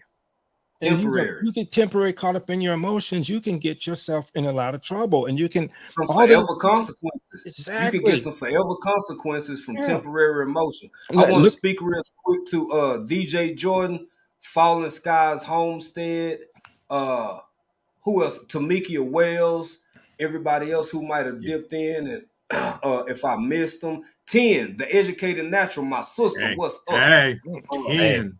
salute. How Okay. y'all doing? Look, I want to say this because we got people who getting ready to come on later. Now it's 10:45 Yeah, I over gotta here. get Yeah, I'm getting ready Yeah. to get off of here so I I can gotta eat go. my dinner before I That come makes on me tonight. too. Yep. Yeah, I we Can I got say got this? another 15 minutes. I'm I'm gonna start with Miss Shirley. oh, please. Miss Shirley, tell everybody when you come on tonight, what you doing about your channel, and we're gonna move it on over to Seattle Black, and then we're gonna move it up to Vision. But Miss Shirley, ladies first, Well, please. yes. I am Miss Shirley, OG Gardner. I have a live every Thursday night at 7 o'clock Eastern Standard Time. And we talk about the same thing. The garden community is foremost and up front, and then it'll branch off into something like this, where we'll pick up something that's on somebody's mind that they need to get off their chest. You know, Yes, ma'am. sometimes we can't always talk to our loved ones who live with us, or don't have a close friend that we can get to right away. And sometimes this helps to get some of this frustration off your chest and get other people's opinion in regards to how they might approach a certain situation. So that's what I like about the garden community. We grow more than just vegetables. We Amen. grow lives. We grow Come opinions. on. We Come Man. on, grow Miss Shirley. everything that's out here. Okay. See, Feed the that's soul. wisdom right Feed there. the soul. Feed the soul. And I and did and, just and that's what I like about them. Yes, ma'am. Yeah, subscribe we're to you, all Miss ages, Shirley. all sizes. So that's all I got to say. I'm gonna go eat, y'all, and try to get a little better setup, doll up just a little bit. You know, if it ain't nothing but to Okay. put some lipstick Okay. on, All right. and I'll see. All right. A blessing. A blessing. And you know what? I want y'all to show me that you like me just a little bit, Right. and That's y'all All have right. a right. good one. Okay. Thank you so much, A Miss Shirley. blessing, Thank sir. you for coming And I on, did giving just us your subscribe time. to your channel, Miss Shirley. I got Yes. you in there. Yeah. Yes, Vision. Go Hey, great. what's up, J3GS Farm the slid J3. up in here. All right. Hey, Seattle Black, you up Right. next, brother. Roger that. Give First of all, I want to who give you you are, what you do. thank you, sir. I'm part of, excuse me for cutting you off. Give you much props. Thank you, Okay, African good. Dreaming. No Vision, doubt. Sister Shirley, all you guys that come up on the panel, and Vision, you're my brother, to the heart, man. Thank you Yes. so much for your love. Likewise. Guys and girls, like just what you're talking about, mental health is a good thing. My channel, I am the Seattle Black Veteran. I come on here periodically. That's why you see my. I'm happy for my amount of subs because I can pay more attention to all you guys that are out here. But I come up. I started this channel to help out veterans of color to get their full understanding of what their benefits are, and it branched out because I want to. I give you perspectives from my life where I came from straight out of the military from 0% all the way to 100% disabled veteran. Everybody's walk is different, but we got the same path that we got the same path that we're heading to, but a different, different type of story for each of us. And so it's also to help you with, if you're having mental health issues, not be so strong about it. I give you me 100%. I tell you everything that's going on with me. Recently now, I'm telling you, I'm hoping to come up tomorrow night. I got to do a lot of shopping and stuff today, but I'm out here really to hopefully help not just veterans, but the people who love your veterans, or the people who are married to veterans, or dependents of veterans, or even active duty. We're trying to get you on top of what your benefits are and handle your needs. And don't be so strong that you can't go, I don't need these benefits. Don't be so strong to say, I don't have a mental health issue, that you're not seeking help. We're here as a community to help you. Believe it or not, I love each and every one of you. I want the best for this society. I want the best for you. So I just got to give much love to Vision again, African Dream, and Sister Shirley, and all No the doubt, others bro. who showed up on the panel. No doubt. And thank you for having me up. I'm about to head over here and get me a half rack of Corona and a Subway sandwich and come back here and clean up my house. No, that's right, bro. That sound good. I love you, brothers, and I much Love you respect and too. salute. And to all the people in the chat do. room. And thank you, brother. All the people in the chat room gave me love. I appreciate you as well. Thank you, Vision. African Dreaming, I wish you guys nothing but the blessings, and I look forward to seeing you guys real soon, all right? I appreciate that. And when you step down, put that hashtag BCIAC into the chat again. And everybody who go over and link up with him, sign up to. Hey, tell him African Dreaming sent you. Roger that. Thank you. Take care, brothers. God Practice, bless. huh? All right. Too easy. Later, bro. Take all care. Right. Yeah. Well, Gail at night. What's up, Gail? I feel. Ooh, hold on now. I feel hashtag blessed. Gail at night done slid on. Oh, what? There you go. Look at me. Being help them messed around on the way to being somebody. Shit. Yeah. Look at that. Yes, indeed. So now and then there were two. And then there were two. Two men in, one man out. Bruh. Hey, look, before you get started, I want to say June 2nd through the 4th. He can give his own spiel again here in a minute. This brother been working hard, working with a lot of good people to make this thing that's about to go down happen. Thank you, TLC in the Garden. She already on it. Vision Preparedness, Bug Out Weekend, June 2nd through the 4th. Yeah. Look, if you ain't got to be in Ohio, you can be anywhere in the country. You can be anywhere in the world. If you had the means and resources to get to this event so you can learn some life-saving techniques amongst like-minded people, prepare yourself for some of the things that we're about to be confronted with as a society. And look, I'm not talking about people walking around biting your face or I want to suck your blood. They ain't gotta be vampires and goblins and shit, y'all. Folk be having tornadoes and hurricanes and water outages and just random stuff, man. So get ready for all of that as well. Get ready for all of that as well. Because if life ain't taught me one thing, it's better to have and not need than to need and not have. Now I'm gonna shut up. Vision, tell these folk who you are, bro. First of all, I have to say this, Jay. I love you in April. I truly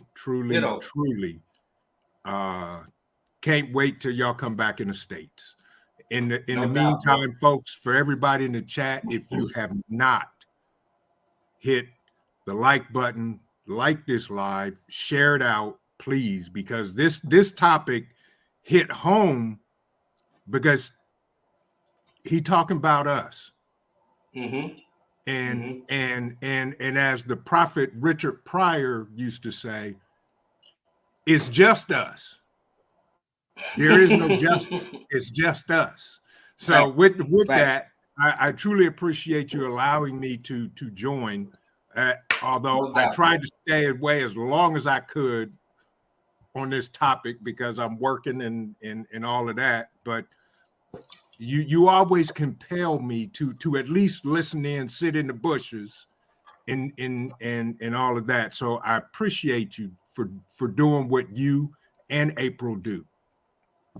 For those of you that don't know me, my name is Vision Preparedness. Thank you, brother. You're more than welcome, bro. Vision Preparedness. We on my channel, we talk about emergency preparedness and planning for those things that Jay talked about. It ain't always about zombies and the apocalypse. It's about that car accident that either you're in or you see. Can you help that person? It's about your wife that smashes her finger in the door, or your husband who cuts himself while he's preparing dinner. You know, right. And that's what we do. That's what I do. That's what we teach. We talk about, we educate each other. I don't know everything, but my chat is completely interactive. We all talk. I have a live tonight at 8:00 Eastern Standard Time. That goes about an hour. And then on Saturdays at 10:00, we talk, we just have open discussion. We talk about what everybody's been through during the week, what they need help with, what they're working on, and we just talk and have a conversation and share and learn.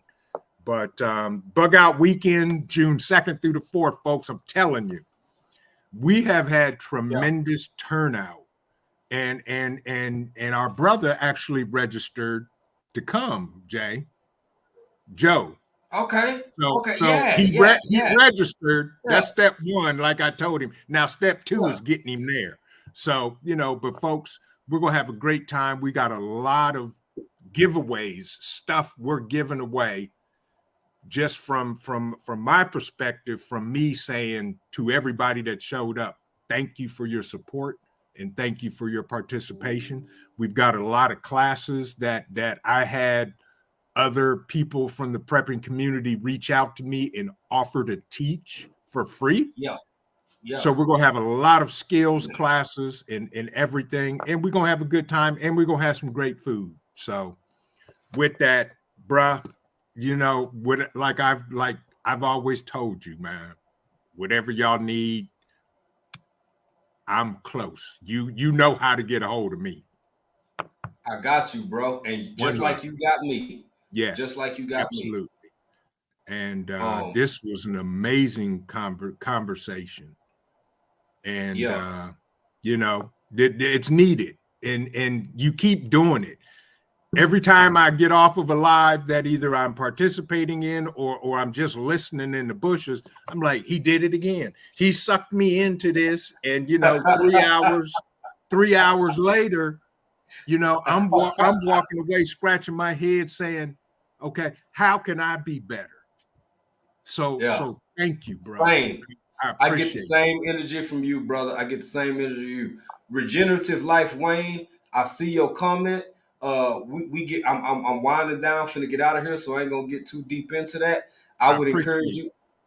Yeah, I would encourage you to check out some of our older content, and you can, cause I'm with you, and I might actually touch on that over the weekend or later in the back, seeing as how I'm kind of vision. I damn near said on the ground. I almost said, but you know what I'm saying? I almost said I'm on the. I ain't on shit. I'm just living over here now. I ain't got nothing to do with nothing. But I will. but I might go into that over the course of the weekend and have a conversation about that. So regenerative Wayne, life Wayne, look here, just keep in touch. Make sure you follow. You can jump back in the next one, because if I have a conversation like that, it's definitely gonna be with this man right here that's up on your screen. So you sir. I'm honored and privileged, as always, bro. Same. The feeling is mutual. And man, I can't. Gail that night done slid up in here. My girl. Woo, yo, when I say this sister, girl, Gail be on it, and she gonna talk. She gonna say what she gonna say. She gonna talk about what she very professionally, of course. But I have to sit in the bushes on Gail, because Gail be, you know what I'm saying, and that ain't even my genre. So I just have to go over there and learn. But shout out to you, sister, for taking the time to stop by, come up in the chat, and with that being said, Vision, if I could get you for another 5 minutes and 10 seconds as I wind this thing down. Yep, absolutely. Okay. So, because you can remind me of stuff and help me make sure I cover everything. So I want to say this. Thank you to all the panelists who came up tonight, everybody who was here. Motivation from the Weightlifting Geek, who you can catch tonight for his after work live. And you never know. You might see me over there, man. You might even catch your boy. You might even catch your boy over there. And you might catch this other cat too if he got time. I mean, you never know who gonna pop up over at Motivation from the Weightlifting Geek. We got Vision Preparedness. This gentleman right here is going live. What's up, Diversity Love? How you doing, sister? We got this brother going live tonight. Say that time again for him, bro. 8 p.m. Eastern Standard Time. Eastern Standard Time, 8 p.m. Be there or be square. We got Right. Auntie Ellen, G-Quat Traditions with Ellen Pankey. She going live tonight. We got Odom's Homestead. Odom's Homestead is Yep. doing his thing tonight. And I think you might even catch J3GS over there. Jegs, J3GS Farm, and We got OG Miss Shirley at 7. OG Miss Shirley at 7. At 7 Eastern Standard Time. We got Yep. Miss Shirley, OG Gardner. Yep. I think did I get everybody? I think I got everybody, Vision. I think you did. Yes. Okay. Yeah. And of course, I want to thank each and every one of y'all for being here, for riding with us, for rocking with us, for just being a part of the chat. I can never not say enough about TLC in the Garden. She's on it always. She that chick. She She that is. chick. Mhm.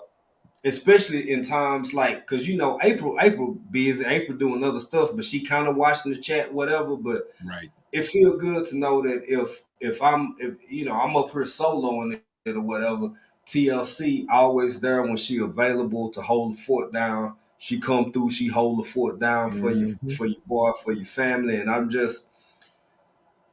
grateful, man. I'm grateful. Yeah. And as we conclude in all of this, but I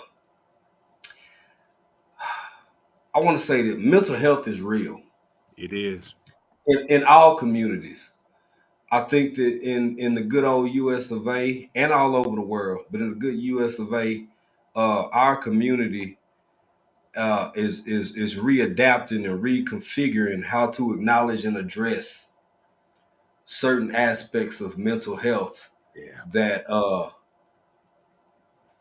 I'll say I'm grateful to see the things that were once completely considered taboo be more openly discussed That's and right. considered, because there are parents out here with children who have autism. I Yes. think Marlene was in the chat and said she had a sister who A has sister. mental health issues.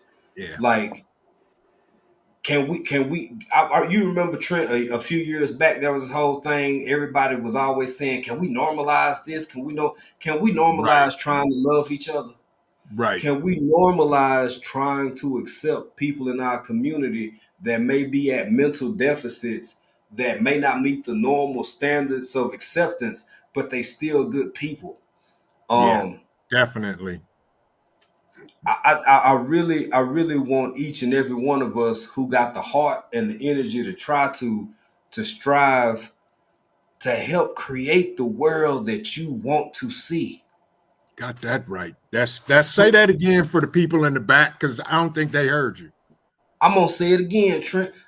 Create the world that you want to see, because you know who already doing it? The people who ain't worth a damn. The It's people who true. ain't buy shit. They already out here creating the world they want to see. They just Yeah. happen to not give a damn about you. Yes. They Right. living their dreams, baby. Come It's on, time man. for us to live ours. That's right. It's time for us to live Absolutely. ours. 100. So with that being said, man, if Trent, I want you to stand fast for just a minute if you Yep. can, and I will. I am going to bid you all adieu. I thank you for being here. I appreciate the John 74. You always welcome, bro. I appreciate the love. I appreciate the support from everybody in the chat. No clue that I was gonna have a 3-hour pop up, but yeah, here we are. So, with that being said, until the next time that y'all see me and I see y'all, which will be tomorrow for Trio Tuesday, not Friday, for Friday Faves, you will never guessed who we gonna have. So y'all just have to come over and see, so you'll be surprised. Like we gonna be surprised because we don't even know. So hell, come on over. So with that being said, much love, family. Thank you, Psalm. Thank you, Vision. Thank you, John. Thank you, everybody who stopped through, dipped through, folk in the bushes, people who came in the chat, and all the folk in between, man. Until the next time I see y'all and y'all see me, y'all already know what I'm going to be over here doing. Being country in another country. Peace. I holla.